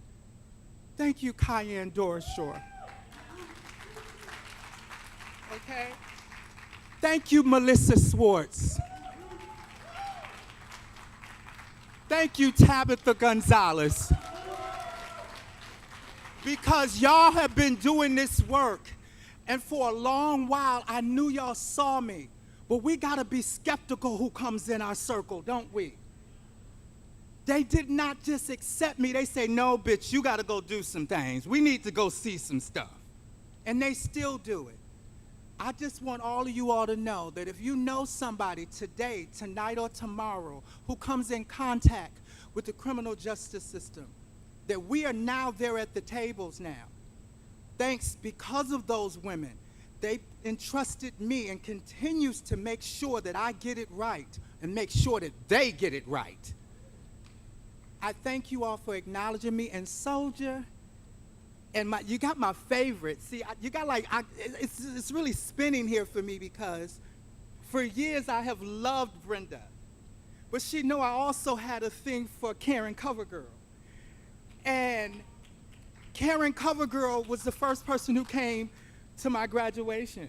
She was the only trans woman who actually was there because everybody was like, who is this child from Detroit with that country ass voice and always dressing like she going somewhere? Who is this? She didn't care. She was my friend. So that's why you've always been my favorite, because you were her. And thank you. Thank you.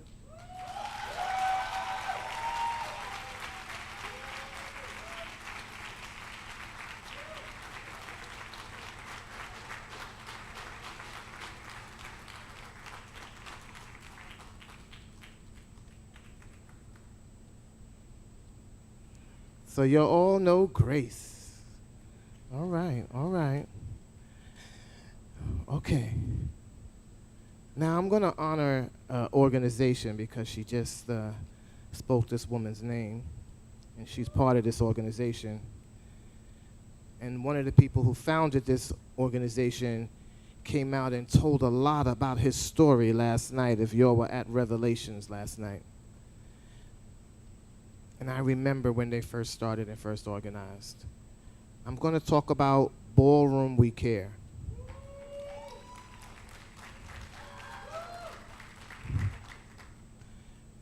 Sometimes I often push out the message that we have to stop waiting for saviors. We have to stop waiting for other people to save us.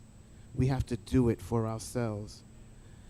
And it's important to see people in the ballroom community stand up and do it for ourselves. So I want to give honors to Ballroom We Care. It was created by ballroom leaders, and they're dedicated to providing support, education, awareness, and resources to individuals of the ballroom community, people that may be struggling with addiction issues, substance abuse, crystal meth use, or crystal meth related issues of like mental health and things. Tim Tobias, y'all know him as Tim Lonvin. You'll remember him as Tim Princess. Serving face, honey, face. Yes, yes, yes, all that lovely stuff. He's the co-founder and executive director of Ballroom We Care, a doctoral candidate and an active member of the house and ball community. His mission as a social worker is to advocate for culturally competent resources for members of the house and ballroom community struggling with crystal meth use and related mental health issues, while dedicated to identifying HIV prevention strategies that align with the needs of our young and young adults of the house and ballroom community. Give him a round of applause for that. I'm going to go on. Round of applause. I'm going to talk about the next man, because I call him brother, but he's affectionately known in the ballroom community as Uncle Mike. Come on now.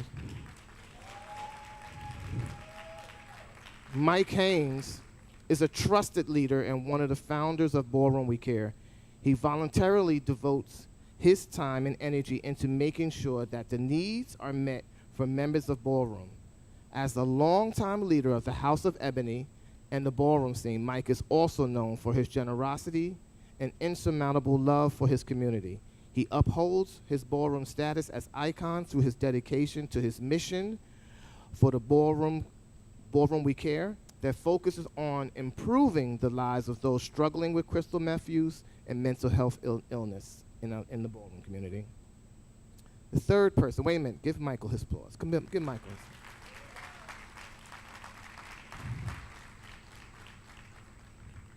Johnny Galupo is an assistant director of youth services at a well-known organization in New York City and a dedicated leader of Ballroom We Cares. He voluntarily devotes his time and energy into making sure that needs are met for members of Ballroom. He is also a strong advocate and member of the Kiki scene. Come on, give it for Johnny. This is another man that I identify and call him my brother.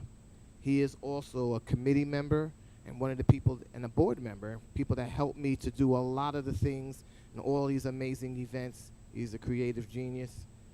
His name is Jose Disla. Let me do that right. Jose Disla Extravaganza, honey.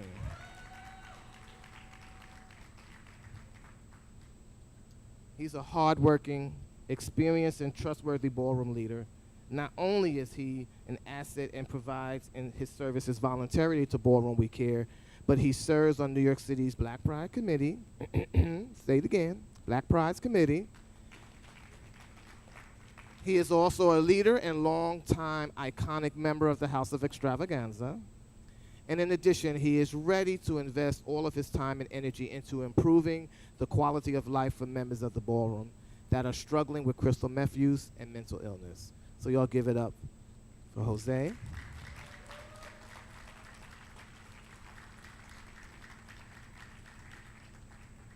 And now I'm going to talk about this other person. Her name has come up a few times. And I'm going to start off by calling her Queen, because she's a queen. Queen Tabitha Gonzalez.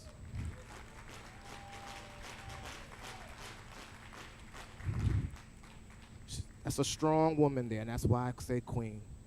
Tabitha is the TGNB Community Engagement Coordinator of Ballroom We Care. Her dedication and passion for the community stems far beyond her volunteerism at Ballroom We Care. Tabitha is a longtime member of Ballroom, as well as an outreach specialist at Housing Works, where she provides prevention services to the transgender, non-binary community and MSMs, people of color, with a host of other important transgender, non-conforming and ballroom community-led endeavors. Tabitha has proven to be resilient in her work and focuses primarily on advocating and improving the quality of life for individuals she serves. And she's beautiful too. Okay? So with that being said, let me go back and call to the stage Tim Lanvin, icon, Uncle Mike, Ebony, icon, Johnny Galupo, that's right, he's iconic too. Jose Disla Extravaganza, and Miss Tabitha. Now, I wanted to say Reverend, but I know she changed now. What's the? Ah, yes, she's me son, Margiela, honey, yes.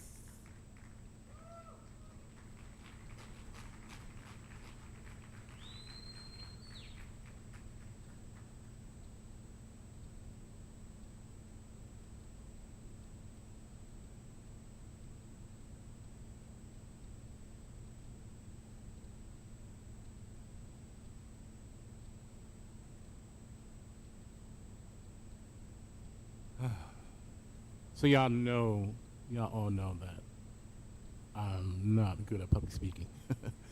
But there's a few things I need to say. The first thing I want to do is anybody from Ballroom that's in here, please stand up. If you're from Ballroom, stand up.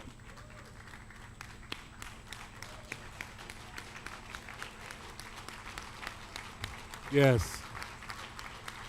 Give ourselves a round of applause.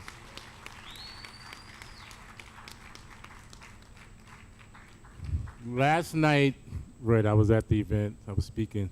When I got home, talking to Martez, my fiance, and I'm like, I don't even know what to say, because you know when I get up there, I'm so nervous, not knowing what to say. So we started the conversation about why we do what we do, right? Very important, because he has his own organization as well. Why we do what we do, that's how the conversation started. And then it kind of made me kind of think back to before Ballroom We Care. And I started thinking about Dominic. I started thinking about Yolanda. I started thinking about Diego, Steven. Yolanda came after Ballroom We Care. But I brought those names up because it was important to know that we was already providing services. We was already providing support to the community, but we just didn't give it a name, right? So in that discussion, I said, and we agreed that this is not something that we chose to do. It chose us. It chose us. And it was important for us to realize that, because that is what keeps us stable, I think. That's what keeps the foundation. Because we can easily, and he said it, a lot of the work, all the work we do is volunteer work. It's volunteer work. We're not getting paid to do this. And I say that to say it's so easy for us to get discouraged, right? So thinking about, we didn't choose it, it chose us. That gives us that foundation to know that we will still exist and we will still do the things that we need to do for the community, right? So what I want to do is I want to dedicate, and I'm not going to be up here that much longer, I want to dedicate that award actually to members of Ballroom that are no longer here, right? And unfortunately, that list is long, right? So I just want to name a couple of people and say that I dedicate this to them, right? There's Deja that just passed away, unfortunately. Yolanda, I just mentioned her. Varsity, Revlon, Cassandra Ebony, right? Nino Garcon, who just recently passed away. Mario Icon. There's a lot of people, and I know that y'all probably got names too. So I want to dedicate that to them. I want to dedicate that to them, this award and this moment. I think it's very important because, again, that's what keeps us striving to do what we need to do for the community. Now, on my way home again from the event, I took a cab uptown, and we were talking. I was talking to the cab driver. I don't know how we got in the conversation about we're talking about transphobia, homophobia, all that stuff, and he was from another country, and he said that in his country, if they find out you're gay, they gonna shoot you. This is what he said, the cab driver. And you know, and I didn't want to get into a huge debate with him, you know what I mean? I was just trying to get home.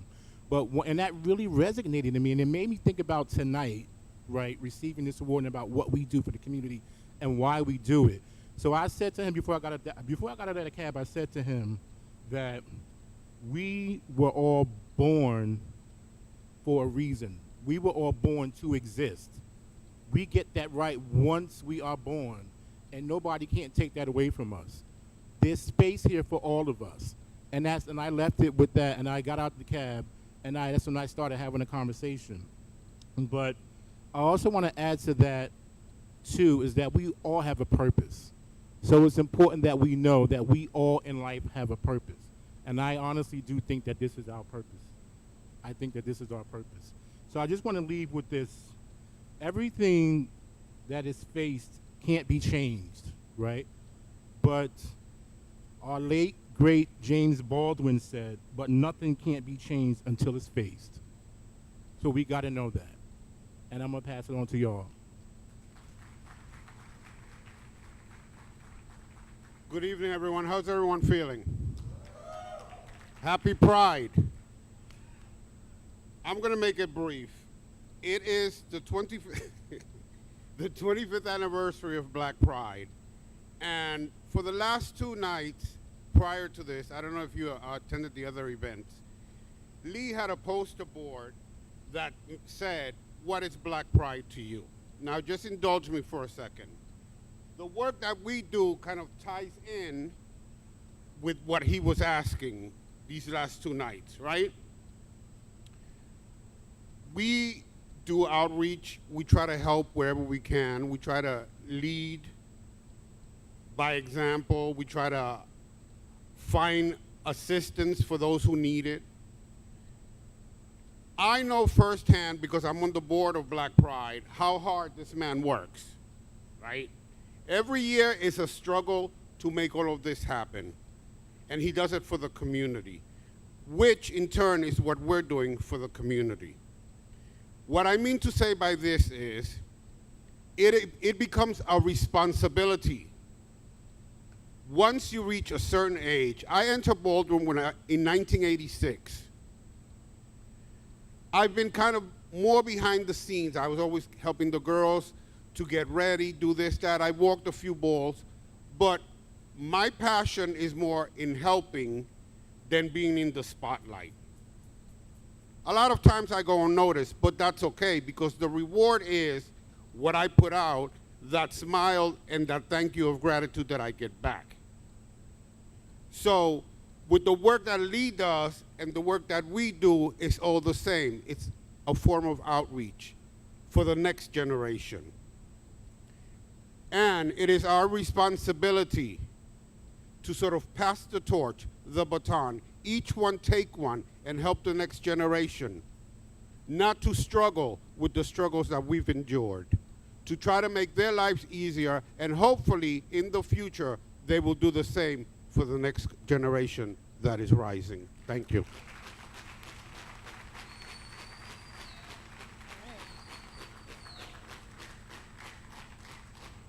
Hey everybody, how you doing? So let me make one small correction. I am Tabitha Gonzalez Revlon Mason Margella. I am the first Black trans associate human rights specialist for the City Commissions of Human Rights. So I don't work for Housing Works, but it was a great job. It was a gig. It was good. But I formally sit in the seat of my sister, Chanel Lopez, who will also be honored tonight. But I wanted to say this, right? The work that Ballroom We Care has given me the opportunity to be a vessel for Black and brown trans voices. And that consists of non-binary and gender non-conforming siblings as well.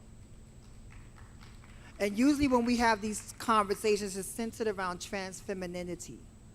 I've been able to host a variety of shows on Ballroom We Care's platform, like Sisters, Throw Glitter Not Shade, having personal interviews with people in Ballroom that are willing to tell their stories. Our stories are never really kept a part of history. So these interviews, you can always go back and see them on our website, right? I say that to say, as long as I'm a part of Ballroom We Care, and as long as I'm in this work, and let me be clear, as we name drop in this space, I wouldn't be standing here today if it wasn't for my father, Sean Coleman. So it was because of Sean Coleman Ebony that I'm here, okay? So I just want to put that house and ballroom lives matter too. So when we say that in spaces that don't necessarily know our culture, I'm going to be here to remind you that as long as there's Black and brown, queer, trans folk, I'm going to continue to interview us and bring our voices to the forefront so we could dismantle those social systems that look to keep us divided, not just outside of the community, but also within. And I'm going to continue to center our stories, so therefore the next generation behind us never has to feel some of the barriers that we were feeling. It's our responsibility. And if you're under the sound of my voice and you're not sure where to go, reach out. There's people here to love you right in this space. And remember these three things: that you are loved, you are valued, and your life, it fucking matters.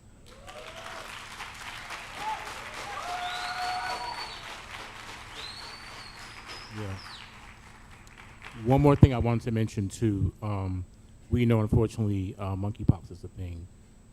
We've worked hard, and thank you, Tabitha, too, for being a part of this initiative, where we got a mobile unit at OTA last Monday night And also this Monday coming, if anybody who wasn't able to get an appointment for a vaccine, you can get one. Not only that night, but it's going to be there anywhere that they're administering the vaccines. You can come through us if you're having any challenges. You can go to our website. On the home page, there's a button. You click on the button, you fill out a form, and then once we set the appointment, you'll get an email confirmation from the DOH. So go to www.ballroomwecare.org.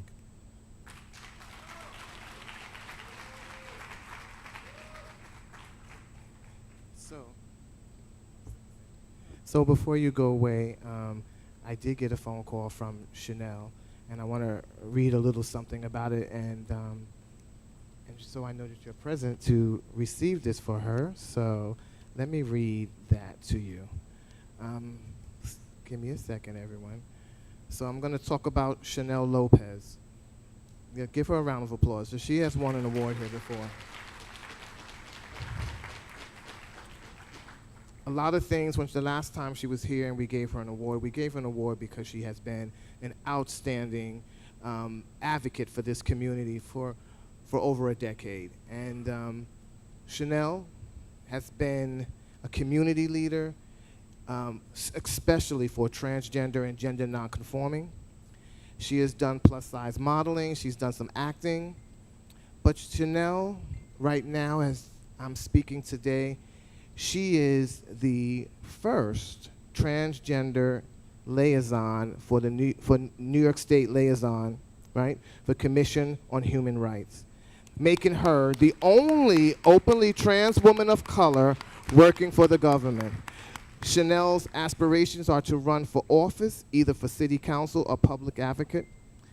And I want everyone to know and recognize another person that's a trailblazer opening doors for our community. So we are honoring Chanel as well. She couldn't be here.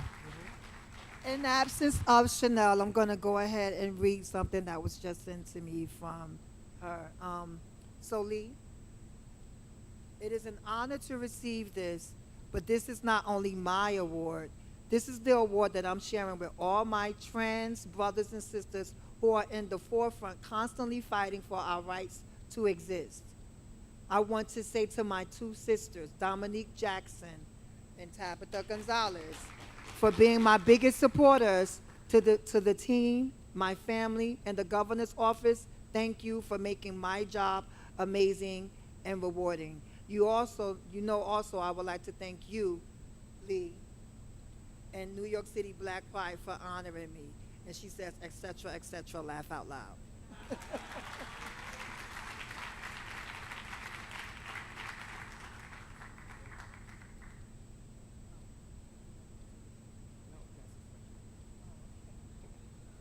Yes. Okay. Take the picture, take the picture, take the picture.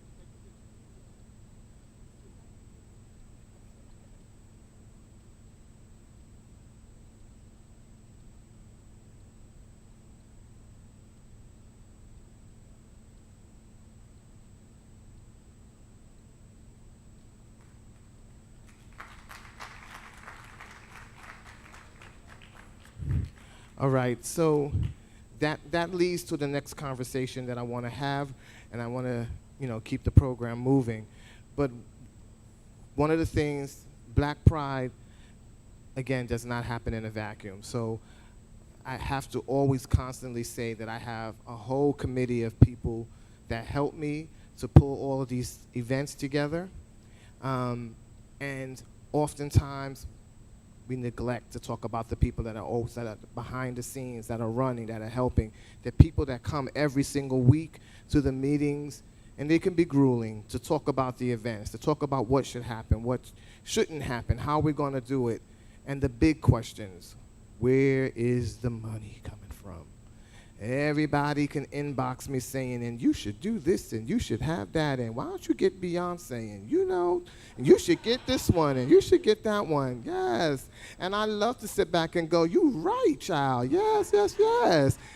Show me the money. Right. So this organization, and they're part of the New York State campaign, always contributes and I want to give a few minutes for them to come up here so I can acknowledge HIV Stops With Me campaign. So, while they're making their way to the stage, I often say sometimes that we don't identify people, or we identify people wrong. These, to me, they deserve your standing ovation too, because these people put their faces to a campaign that identifies them.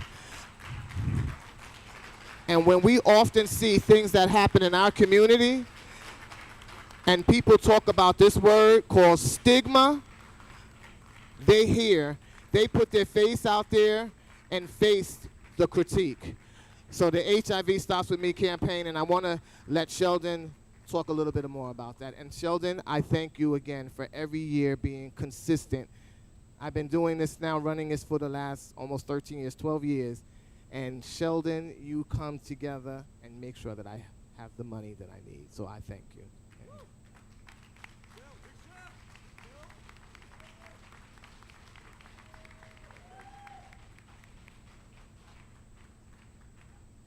Thank you, guys. Good evening, everyone.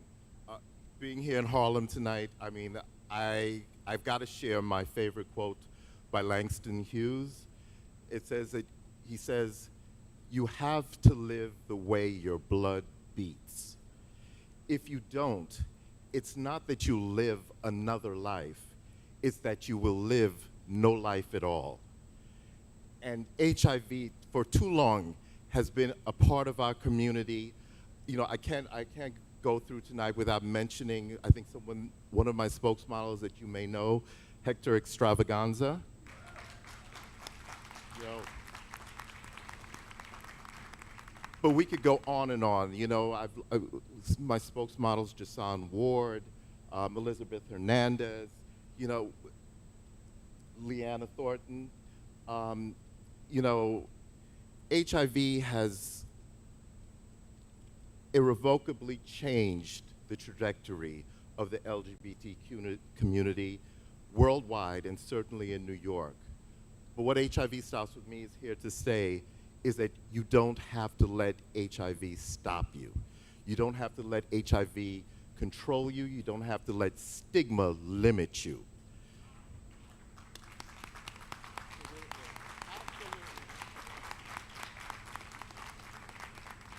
So long before there was monkeypox and COVID, there was HIV. So this community, we know something about living with a virus. You know, while everyone else is panicking, and, you know, we know how to surmount and overcome. And so my spokesmodels here tonight, you know, I would just ask you all if, you know, I always tell you, dig deep and speak your truth. There's something in you to say that only you can say, and that might make a difference in somebody's life. So I just ask each one of you if you could just introduce yourself and just say that one thing that you want everyone in here to hear from you tonight, starting with Jeffrey. Hello, my name is Jeffrey, and I am living with HIV. What I want people to know is that when I was diagnosed with HIV, I was very concerned with the ending. And what I come to realize in my life is that through this campaign, I want to thank the CDC and the Department of Health, but what I've come to realize is that it is not about the ending or the beginning, it is what you do in the middle. The dash in between is what really counts, and I'm here to make that matter. Woo! Hello, happy Black Pride. My name is Titus LaRue James Gibson Jackson, but you can call me Titus when I'm on Broadway. I want you all to know that I'm actually very thrilled to be here. I've been to a Black Pride, when coming to New York, been to a Black Pride event, and I'm seeing all the iconic people in Ballroom, and now to be up here telling my story or just sharing with you all is actually very heartwarming to me, because there are some really amazing people in this room tonight. And this is where gay culture started over here. So what I would like to say is I believe everybody has a story to tell, and I believe everybody's story is important to be told, and you deserve to tell your story because your story will impact somebody in a way that you never knew that it would. So I encourage you to tell your story, whether it be happy, tragic, whether it be monumentous, whatever it is, tell your story, share it to the world, and you never know what will happen to you for telling your story. Thank you so much. Hi everybody, I am Dawn. I am HIV positive, and the one thing that I would say is I am the face of HIV. And HIV is in me, but it's not me, and I don't have anything to be ashamed of, and so I hope that I can be the face and the voice of those who can't be their own voice, to end the stigma, because, you know, we can live long, beautiful lives with HIV. We can not transmit the virus, you know, U equals U, as long as we take our medication, and we are who people need to know that we're okay. So that's my one thing.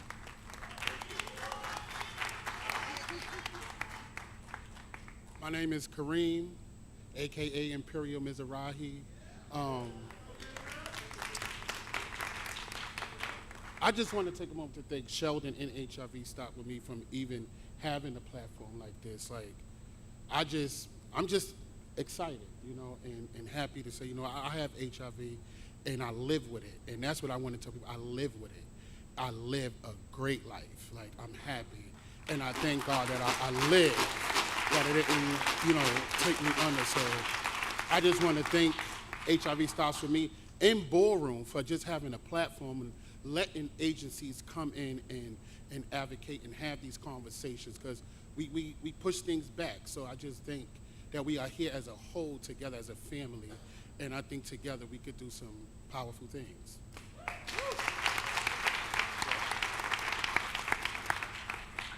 Good evening. My name is Michelle, and I've been living with HIV for 32 years. Actually, I was diagnosed, when I first was diagnosed, I was given an AIDS diagnosis. They've sent me home twice to die, but it took love of my peers, love of my family.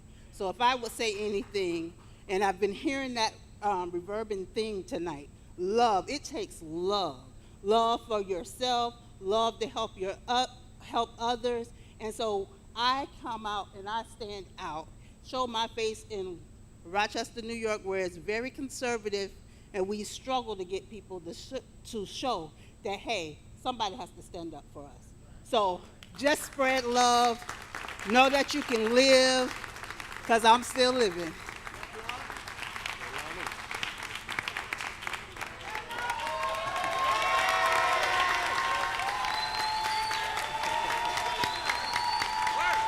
So good evening, everyone. So those of you who don't know me, my name is Leilani. I'm the regular 9 to 5. If you catch me on stage, it's Leilani Van Wells. If I leave y'all with anything besides letting y'all know I've been diagnosed with HIV since 2006, living and thriving and surviving, it's to live your authentic truth. Stand up for what you believe in. Even if you're the only voice that believes in it, stand up. Make a platform for yourself, because those that believe in it with you will follow. And I leave you with one more thing. HIV ain't never looked this motherfucking good.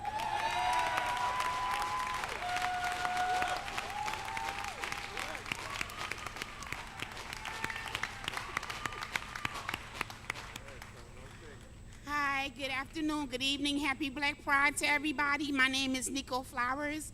I have been living with HIV like it's golden for 32 years. And one thing I would say is live in your truth and not allow nobody else to share your story for you. You know your truth and only you can tell it, because it reminds me of Harriet Tubman. I'm from down south, right? So a lot of slaves didn't know they were slaves. So only you can tell your truth. Don't allow nobody to write the story for you, because only you can tell your story.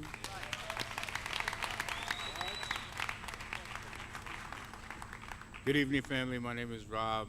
I'm I guess what I want to say is that I've had to come out of the closet twice in my life. Once about my sexual orientation as a gay man, and once about my HIV status.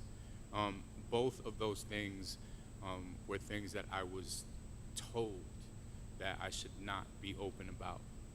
And I think that it led to self-loathing and shame, right? I think that the deadliest type of homophobia is the internalized homophobia.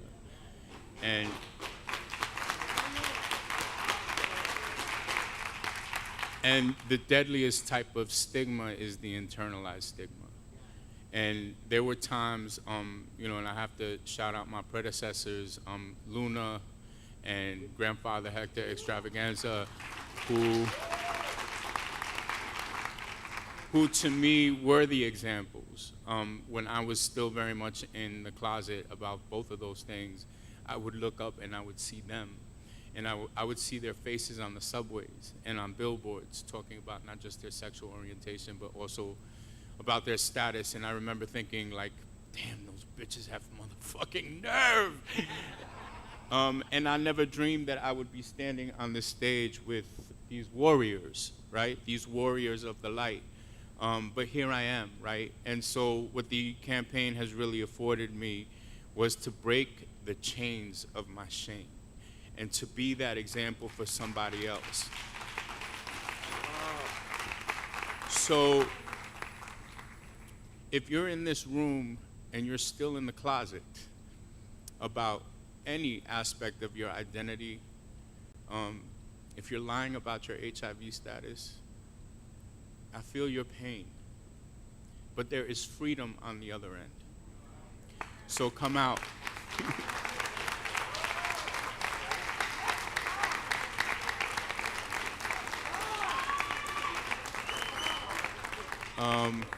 And I'm just grateful to be a warrior of the light as well. Thank you.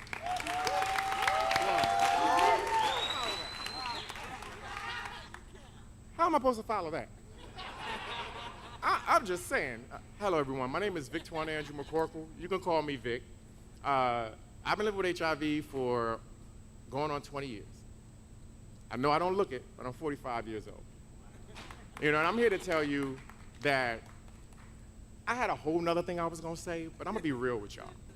I heard some powerful shit here tonight. Powerful things from powerful people.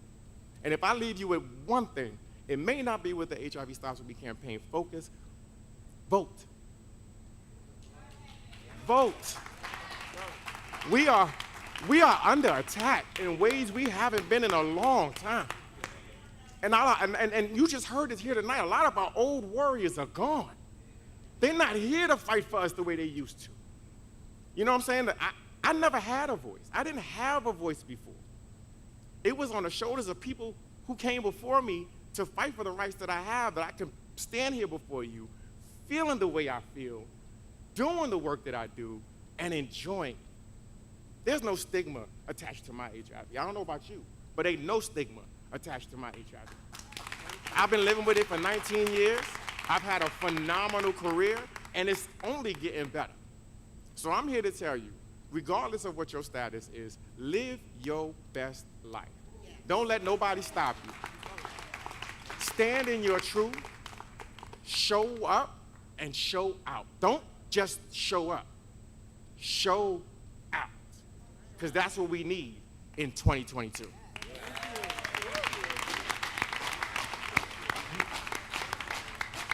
So the final thing I want to say as we leave the stage is that HIV Stops With Me is sponsored by the New York State Department of Health, and I don't know if you've seen any of the billboards or train ads or online ads.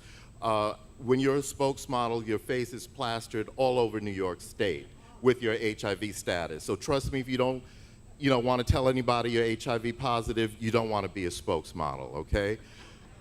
But anywhere. So we're going to be going into the 2023 phase soon. So I'm going to be looking for new people to be spokesmodels in the campaign.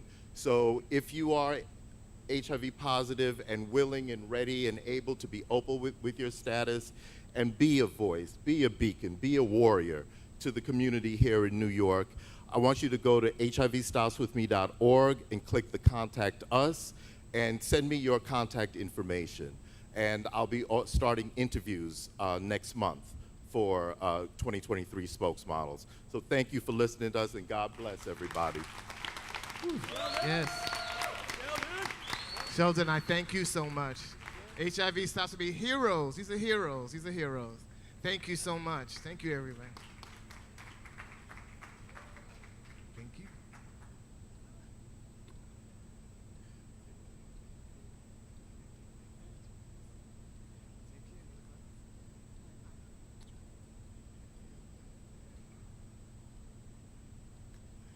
So before we give out the next few segments of awards, there's a special woman that's here. She traveled up here to do a special performance for you.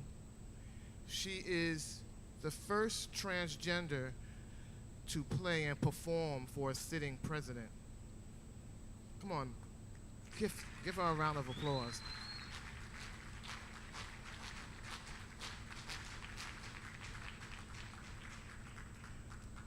I love her. She did and gave an important performance in Carnegie Hall. Transgender woman gave a concert herself in Carnegie Hall. Are you hearing? So tonight, again, I'm talking about people, gatekeepers, people who have opened and created paths. So I want you all to please to stand up and give a round of applause for Miss Tona Brown.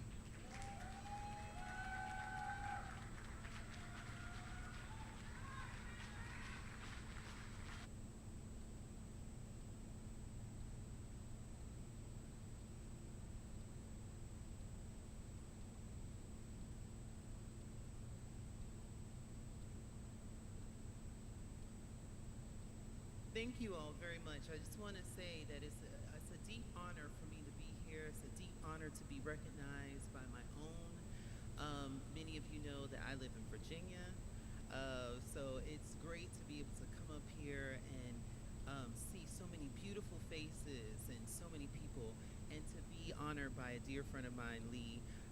Carnegie Hall would not have happened if it wasn't for the support of New York City Black Pride as well as Lee. Because as he always talks about, funding is always an issue when you're trying to do greatness. So he was very integral. New York City Black Pride was very integral to making things happen, and so was the community. It literally was a community project that we took to a major hall. So I just want to say that this piece that I'm going to play for you is a meditation from the opera Thais by Jules Massenet. And what I want everyone to do, because we've had so many wonderful speakers, I want you all to just take a deep breath, take 3 deep breaths and close your eyes as I'm playing. And I want to dedicate this music to all of you here, to everyone who has suffered any kind of violence, anyone who is living with anything, who has suffered from anything. So what I want you to do is just to relax, take a deep breath, and enjoy this meditation.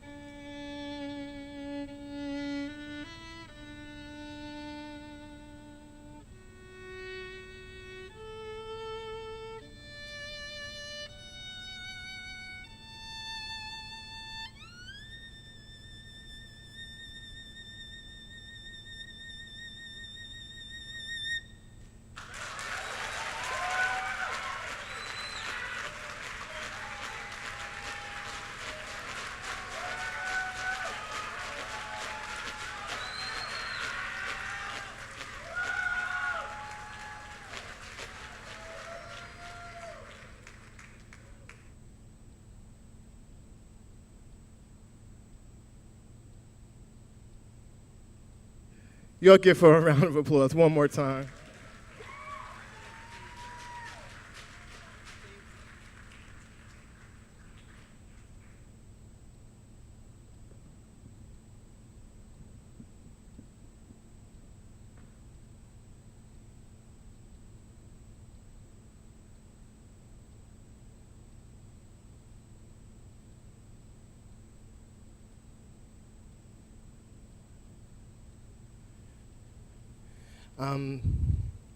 I'm speechless, and I'm also thankful.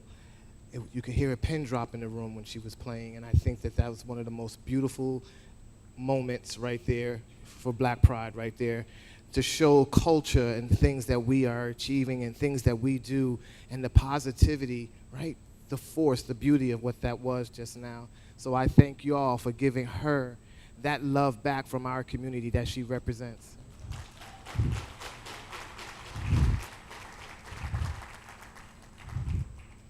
But back to the job at hand. I want to honor these two individuals who I've known for a very, very long time, but who went out and they created and branded themselves.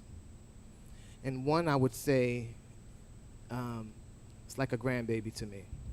And he calls himself D. Tranny Bear. Y'all know D. Tranny Bear?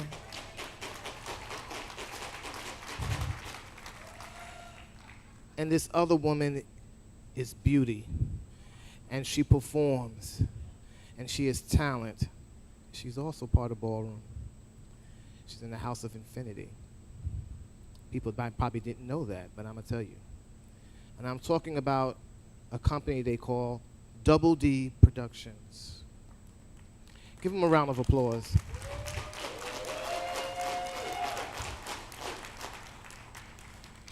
They are hair, makeup, and image consulting company led by D. Tranny Bear and Deja Smith. There's something powerful in these two individuals taking leadership to create a path for themselves, not wait for somebody else to hire them, to go and take a stand and move forward, to see them too behind the scenes, backstage, doing celebrities and people, to see them on film sets is empowering. And again, trailblazing. So y'all please give them some respect and love for Deja and D. Tranny Bear, Double D Productions.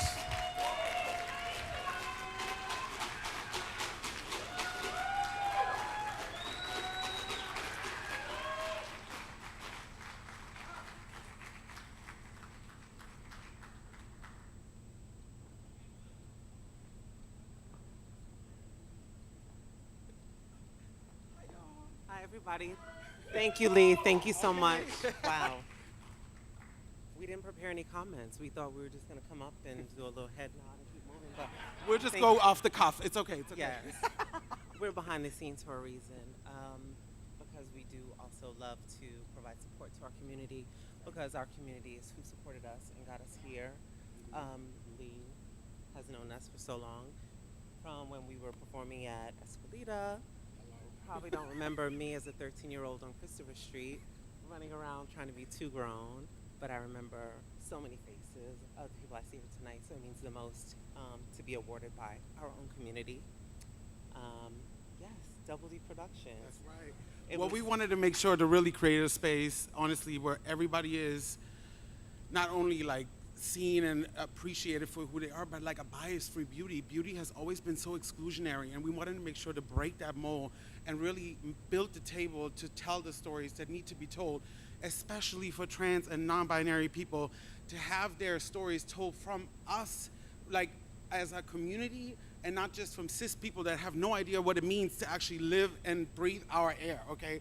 So like that's why it's really an honor to be here and accepting this. Thank y'all so much. Thank you. Thank you, Lee. I love you. Let's do it then. Love you, Quincy.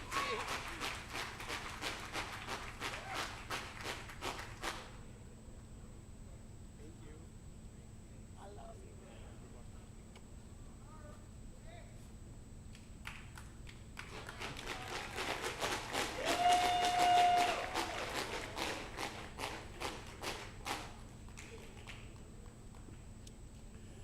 Okay. So there's a man, and I'm sure he's here, and I know the lights are on, so I can't spot him in the room.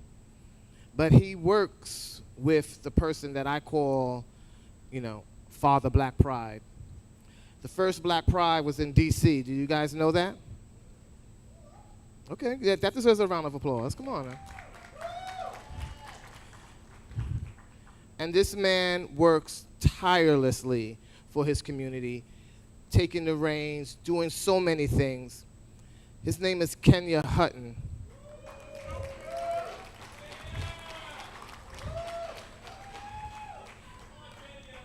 And Kenya has dedicated close to 20 years working in social justice, equity, HIV prevention, and the facilitation of behavioral interventions among communities heavily impacted by HIV in both New York and in DC.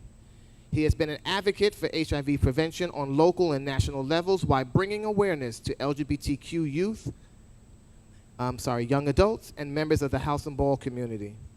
While serving these communities, he has been presented several accolades, including the Dorian Corey Wisdom Award, the Michael J. Harrington Humanitarian Award from the Gay Men's Health Crisis House of Latex Project, the Award of Excellence from the Washington, D.C. Ballroom Coalition, D.C. Black Pride President's Award, and others. Kenya has devoted his life's work to the betterment of disenfranchised and marginalized communities and consistently works towards their achieving health, economic, and social equity. He fully believes that achieving zero new HIV infections is not only possible, but in our near future. With this goal in mind, Kenya is committed to ensuring all communities share this same vision of the future and have the tools and knowledge to make it a reality. Everyone, please put your hands together for Kenya Hutton. Garçon, right? And I'm going to steal some joy and say, congratulations on your engagement.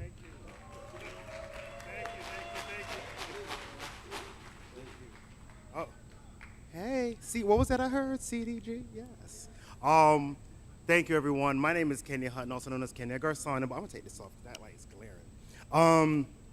I know we're behind time, so I'm not going to stay too long. But, I've been doing this work for actually, it's over 20 years now at this time, so I need to update my bio. And it's also around the same amount of time I've gotten into ballroom. And, I was one of those kids in Christopher Street that was spoken about earlier.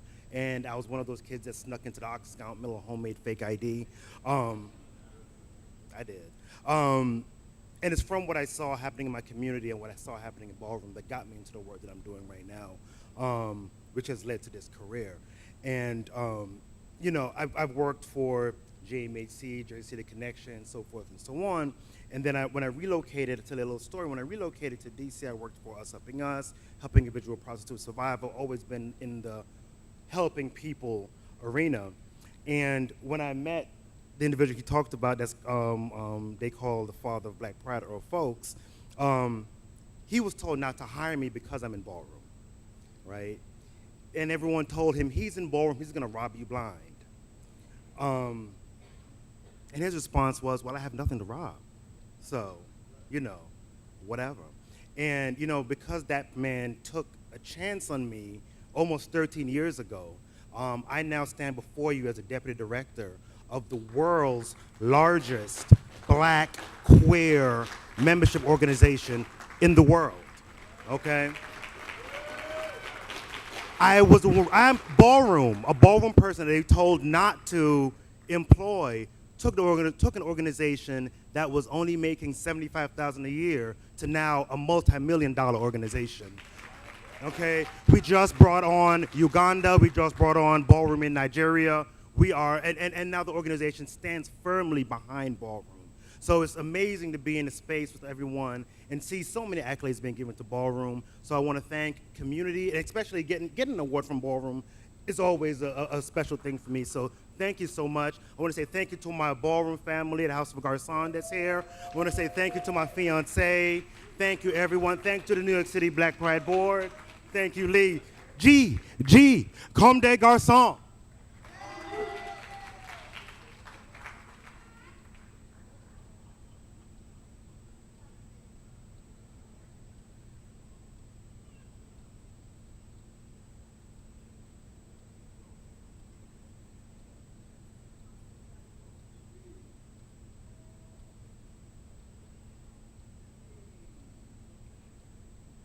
All right.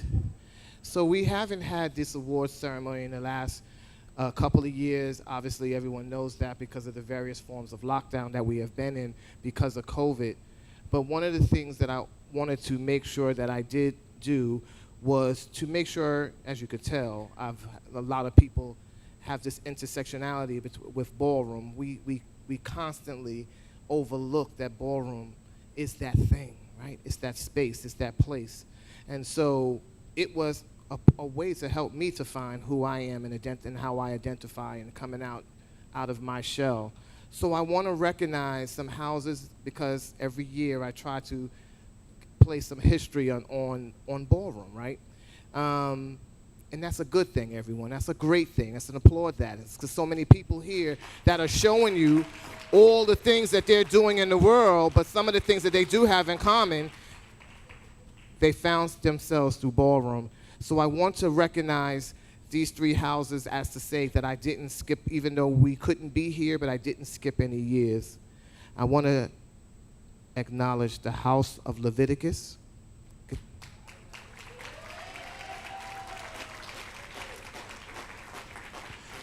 I want to recognize the House of Infinity. Yes. And I want to recognize the House of Mizrahi, who just celebrated their 30th anniversary.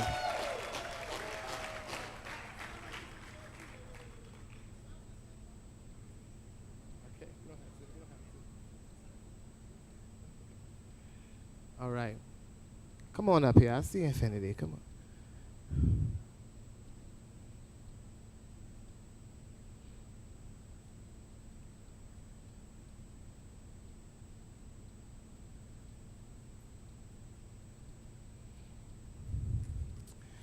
Y'all, please give MC Deborah a round of applause.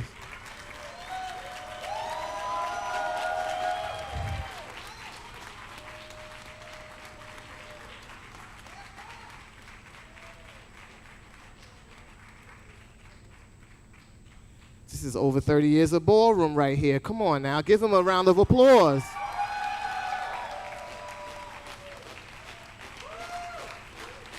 Does anybody want to say anything real quick? Okay. Anybody want to say anything real quick? Or you're good? Okay.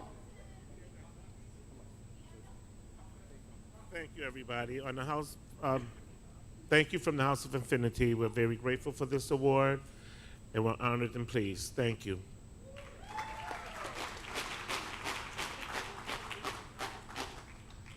I'm not one for talking. I just want to say thank you. It's deeply appreciated. Thank you, guys. Hello. Hello.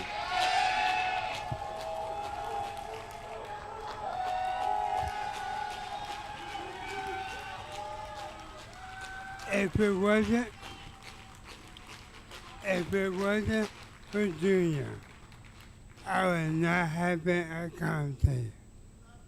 I love you all. I love you all.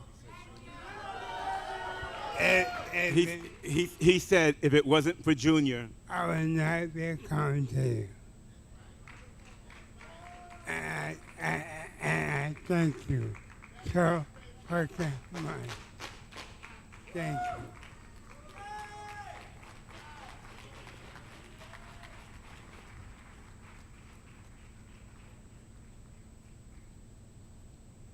Hello, everybody. How are y'all doing out there? If y'all don't know, I am Andre, the founding father of the iconic House of Mizrahi.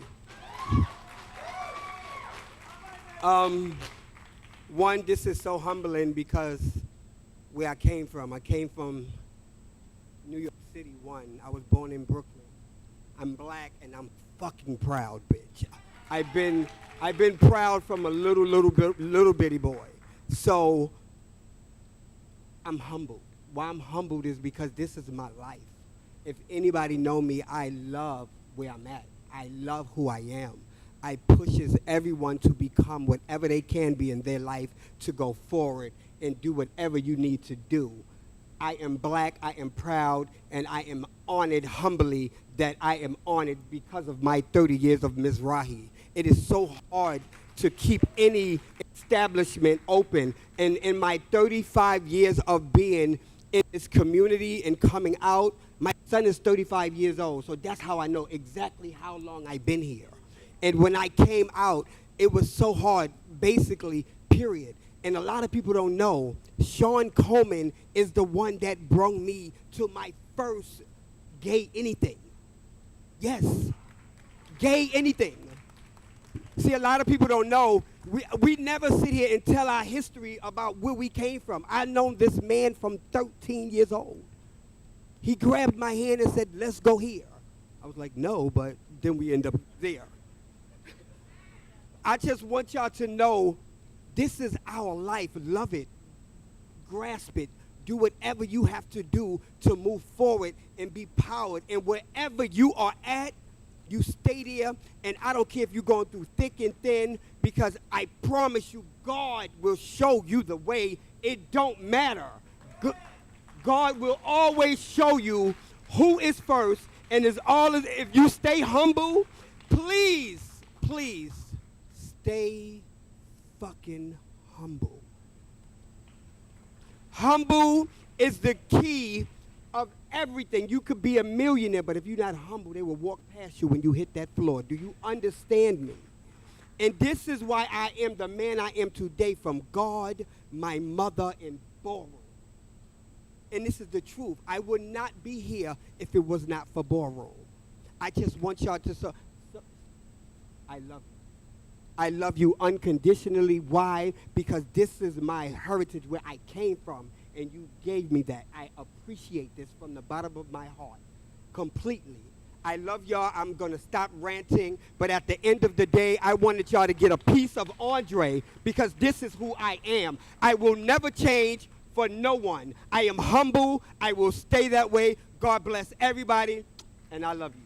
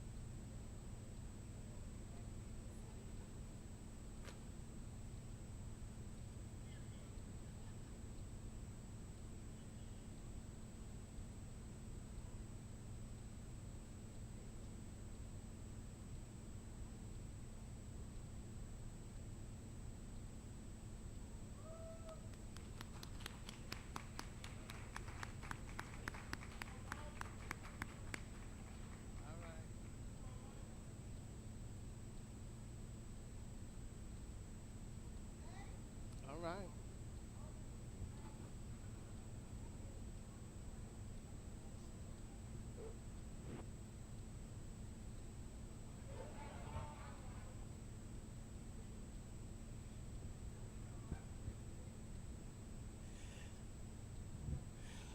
Sean.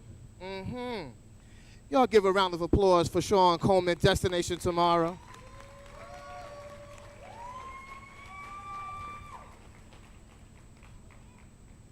All right, Sean, you owe me a dinner, and I want to find out all these people you done bought out, okay? Let me find out what was going on. All right, see?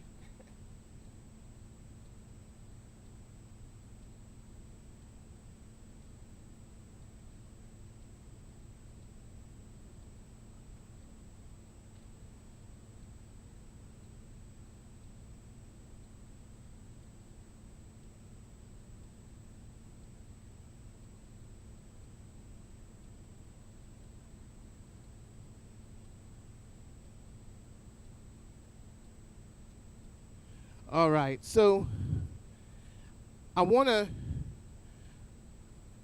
sorry, I'm gonna try to get through this because I wanna make sure that every single person receives their award and receives their moment. So these two individuals, to me, represent empowerment for youth. And they've taken their talents to Hollywood. They've taken ballroom into spaces. This young lady, I want to make sure that I say this correctly. She made history as the first transgender cover model on Sports Illustrated.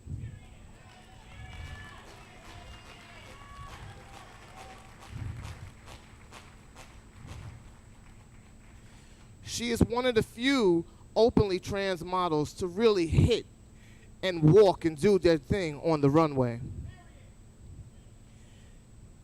She was also, at one time, the New York City mother of the House of Miyake Mugler, right? Mother, that's right.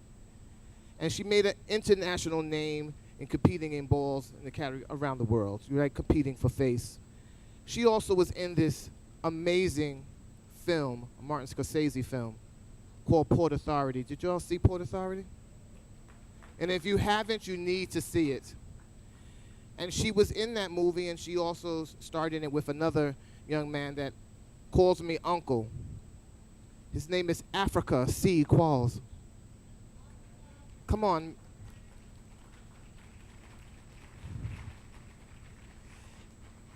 Africa was cast for the role of TK, a ballroom dancer who was caught up voguing by the main character named Paul. However, director Danielle Losevich had a different direction in mind and ended up placing Africa in the role of Mother McQueen.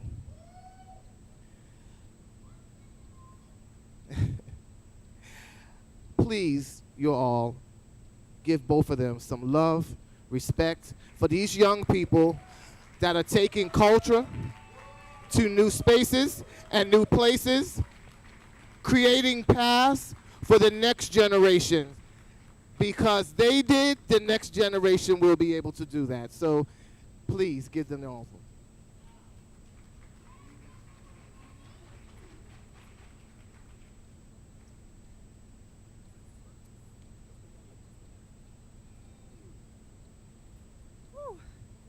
Hi.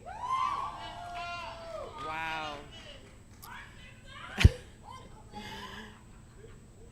To be acknowledged by Lee and to be in a room with so much magic. Like magic in motion. That's what they call it, right? This is what they got it from.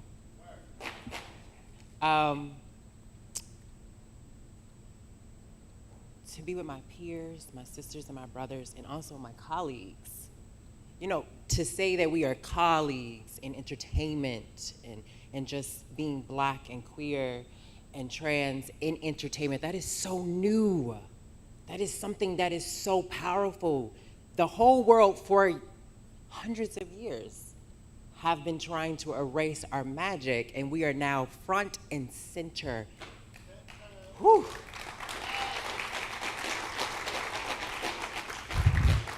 I'm from Chicago, Illinois, and I moved to New York City 20 years ago.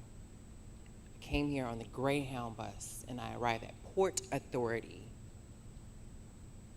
And I came here for a purpose that when I was homeless or when I was dealing with sex work, that purpose was feeding me every single day.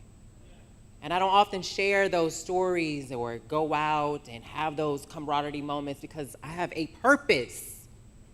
My purpose is to leave something on this earth because tomorrow is not promised.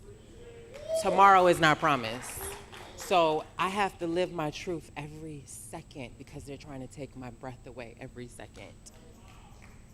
So a lot of the work I do is I get into those rooms with all those white faces and all these big billionaire, multi-billion-dollar businesses, and I call them out on their shit in their face. And I say, nope, I know my worth, and that ain't good enough, so come back and give me some more zeros. Period. So I just want to say congratulations to all the honorees. You guys are truly doing the work. Everybody has a purpose. Everybody in here is doing something, and it's just to get to that promised place, that paradise, that heavenly energy, and Ballroom helped me get there. So I would not be here if it wasn't for Ballroom. And to be acknowledged by my Ballroom brother really means amazing to me, and I just want to continue doing what I was born to do, which is to just change the world. So, it's a changing world.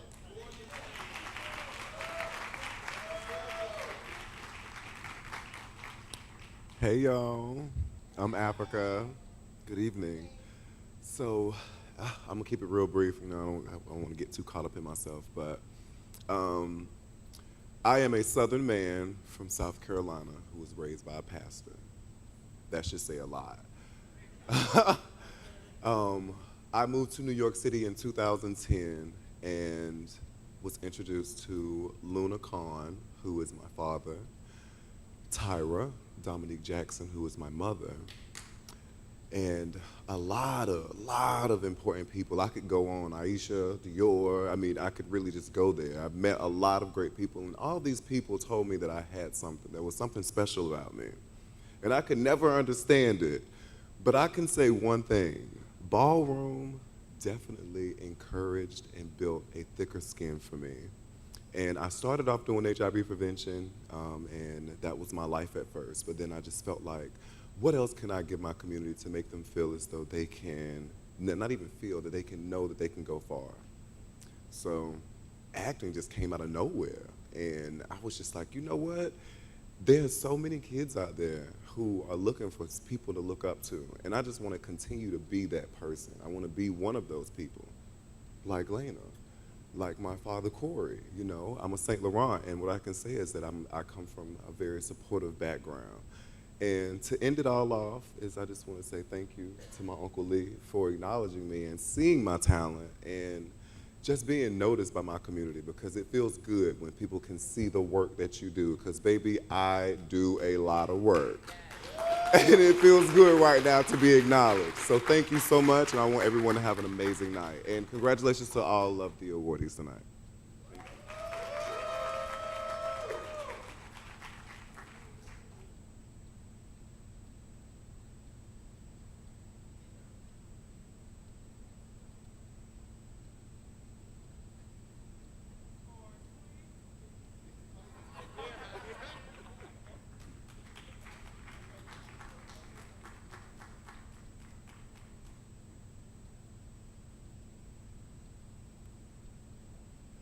Give them a round of applause one more time, please.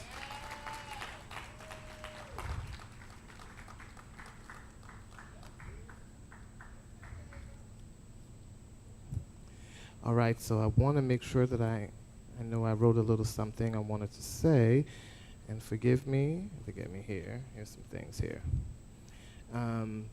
Because this woman is a giant to me in our community, and the name in itself is some power to it in itself. And she also has founded and created an organization creating and doing services in the path of this community. Her name is Ceyenne Doroshell.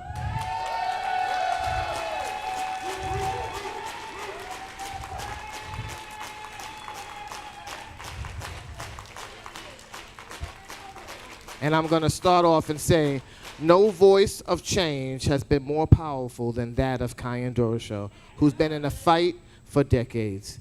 She is an author, an activist, and founder and executive director of GLITS, Gay and Lesbians Living in a Transgender Society, an organization dedicated to creating sustainable housing and health care for Black transgender people. Doroshell was described in GQ as a godmother of the Black Trans Lives Matter movement. She is a compassionate powerhouse performer, activist, again, organizer, community-based researcher, and public figure in the trans and sex workers' rights movement. She has worked to provide holistic care to LGBTQ sex workers. As an international public speaker, her presentations include Creating Change, Sister Song, Harm Reduction Coalition, and the International AIDS Conferences. She was a featured MC for Toronto Pride and MoMA, PSI Sex Workers Festival of Resistance.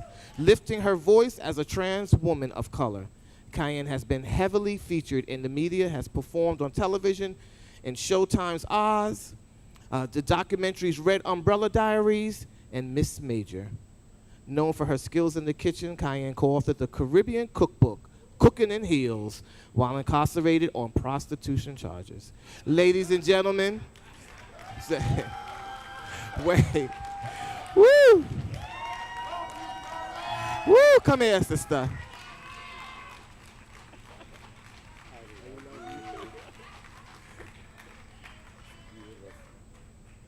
Thank you. Well, you know, I normally don't say what I should say when I get up to the mic first, and I talk all over the world. But I think this is the perfect time because we are Black and powerful, Black trans and powerful, Black queer and powerful. We are iconic. We are those people. So giving honor to God, I would like to say thank you, Lee Soldier and the House of Soldier. My cousin is a soldier, I just found out tonight. I'm blessed. I am blessed to do what needs to be done in society. I didn't ask anybody for anything. People, let me tell you something. That's my little brother right there, the Rasta, and that's my mother right there. The young lady was upset because I was in the way coming in. She wanted me to move out the way, but that is my jewel and my rock.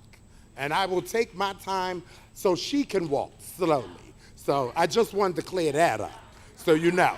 It's the truth according to an elder. That's the way it goes. I did this because nobody else did do it. A city made people fight for money against each other to start an agency. I did not do that. I sucked a dick, thank you. And well, I probably enjoyed some of it, but let's be real here. This started because I was a sex worker, because I was arrested, because I had been criminalized. I started this, a hoe, built $1 million company without asking the city for shit. There it is. So, me and my brother own a bunch of property in Macon, Georgia. He takes care of that. I want no part of it. I wanted something for my community. And I did it. I did exactly what I set out to do. We were not born in poverty, but we were born okay. So that woman right there did the damn thing, because look at me.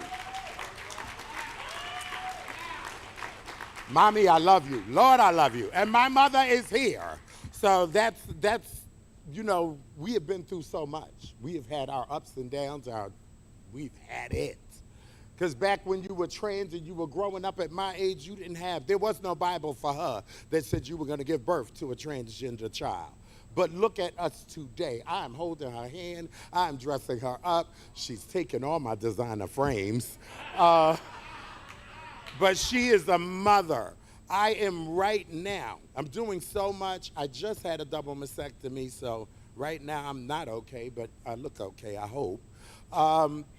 I am creating a landmark, a Black landmark, Pier 1 and Pier 2, Reese Beach, turning it into a landmark and land trust. Yes, a Black trans woman. Most movements in this world have been from a Black trans woman. And once again, a Black trans woman is doing it. I'm also doing a pilot, 10 pilots for the Food Network channel. Yes, I am that cooking bitch. I want you as sisters and brothers to realize when y'all walking in these circles, to respect your sisters and brothers. the transphobia and the homophobia and the horophobia. You people can be goddamn awful. Stop it. Learn how to love your brothers and stop lying. Do that. Do that. Live on the truth and a rock. Because if you become a better person, that next person is going to become a better person. Learn how to live in peace and not in horror. Learn how to walk through life and never in shame. Stand up for yourself, stand up for your brothers, but when you stand up for a black trans woman. Please. I got one more thing to say. Lee Soldier, you know you scared the shit out of me. So when I dialed your number, I forgot to ask you the very question. Who do I write the check to? Now you could do this to you or you could do it for Black Pride. But I'd like to give you $1,000 for your work, for your dedication, for what you do. I can make it out the lady.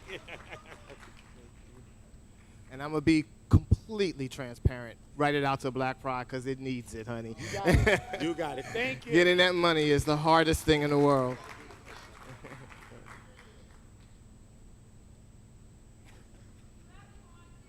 I love you too.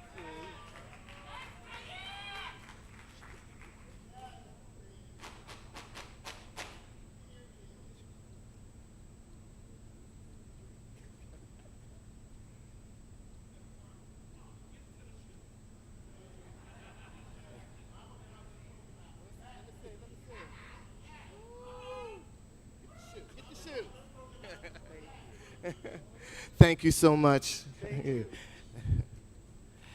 So I got 2 more honorees that I got to get to. So, and then I want to see you all tonight at the after party at 5th and Madison downtown on 36th Street. Please.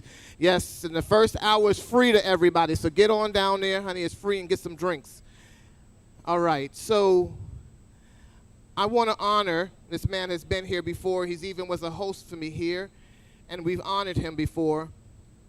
But I'm just going to speak it off because of time. I can't find some things I had written. I want to honor Jack Mizrahi Gucci. Yes. And for many, many reasons.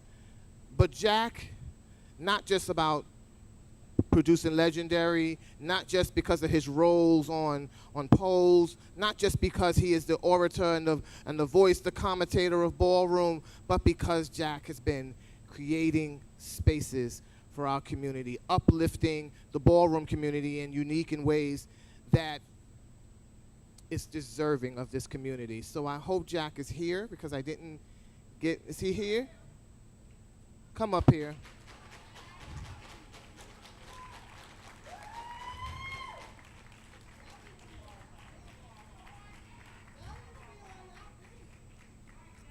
So I also want to add this because there's some things that are really, to me, very special about Jack, and I've seen him known him for a very long time. You know, there's been some events and things that I've done, and I remember we were in Times Square at an event called the Love Ball. We did something special there. That was actually the day that Michael Jackson passed away. And we did this event, and Jack came on and helped me along with Michael Robis and some others to pull this event off. And at the end of the night, you know, we had budgets and stuff that we were going to pay everybody. Jack said, hold on. No lie. He said, I don't need that. I'll just take this. And that we rarely hear in this community. He was doing it for the community. It wasn't about, let me get this big paycheck. And I've always respected that. Thank you.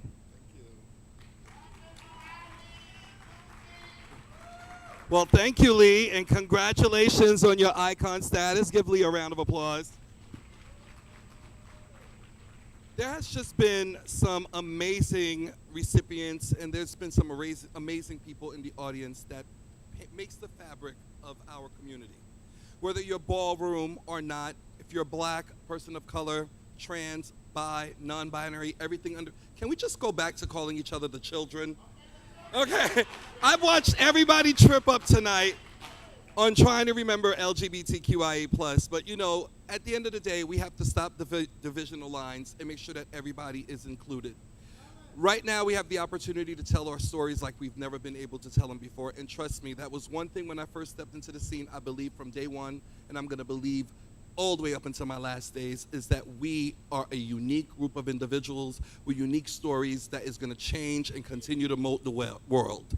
And as we are all working towards these goals and where we're going into, whether it's Hollywood or writing books or just, you know, it being about community, just know one thing: when you get to that pinnacle, everybody wants to do what everybody else is doing, but you don't know the work that it takes to do there. So I need you to hold on to this and remember one thing: your talent is going to get you noticed. Your work ethic and your professionalism is going to keep you booked, and that's how you're going to make a difference. So I thank you all. I thank you all for always inspiring me. I am never going to go away from Ballroom. It is always going to be my job for us to get bigger, bolder, brighter, and more colorful. And just be ready to answer the door when I come in with opportunity. Thank you. Good night.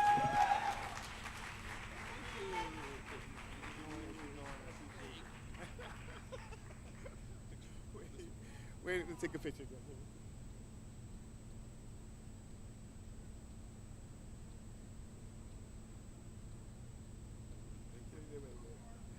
Please tell them what you call me. So for the ladies, I call them older fish because they're resilient. And since Lee says he's trady, I call him a tough steak because it takes a lot to grind him down.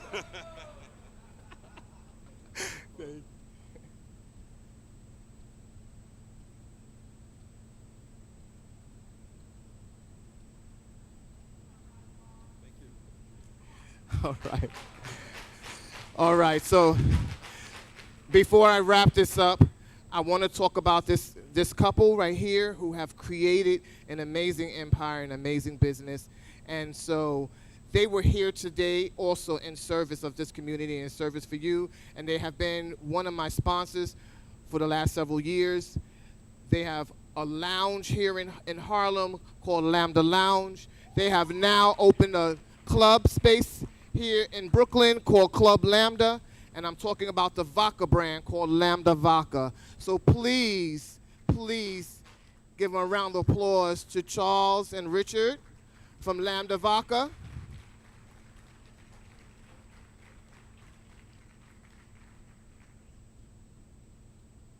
Are they still here? Because I know they had to run, but I hope they were still here.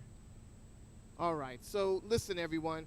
I hope tonight you were inspired. I hope tonight was a little bit different. I hope tonight everybody saw, I presented everybody with diamonds because I felt like those were diamonds that were here on the stage.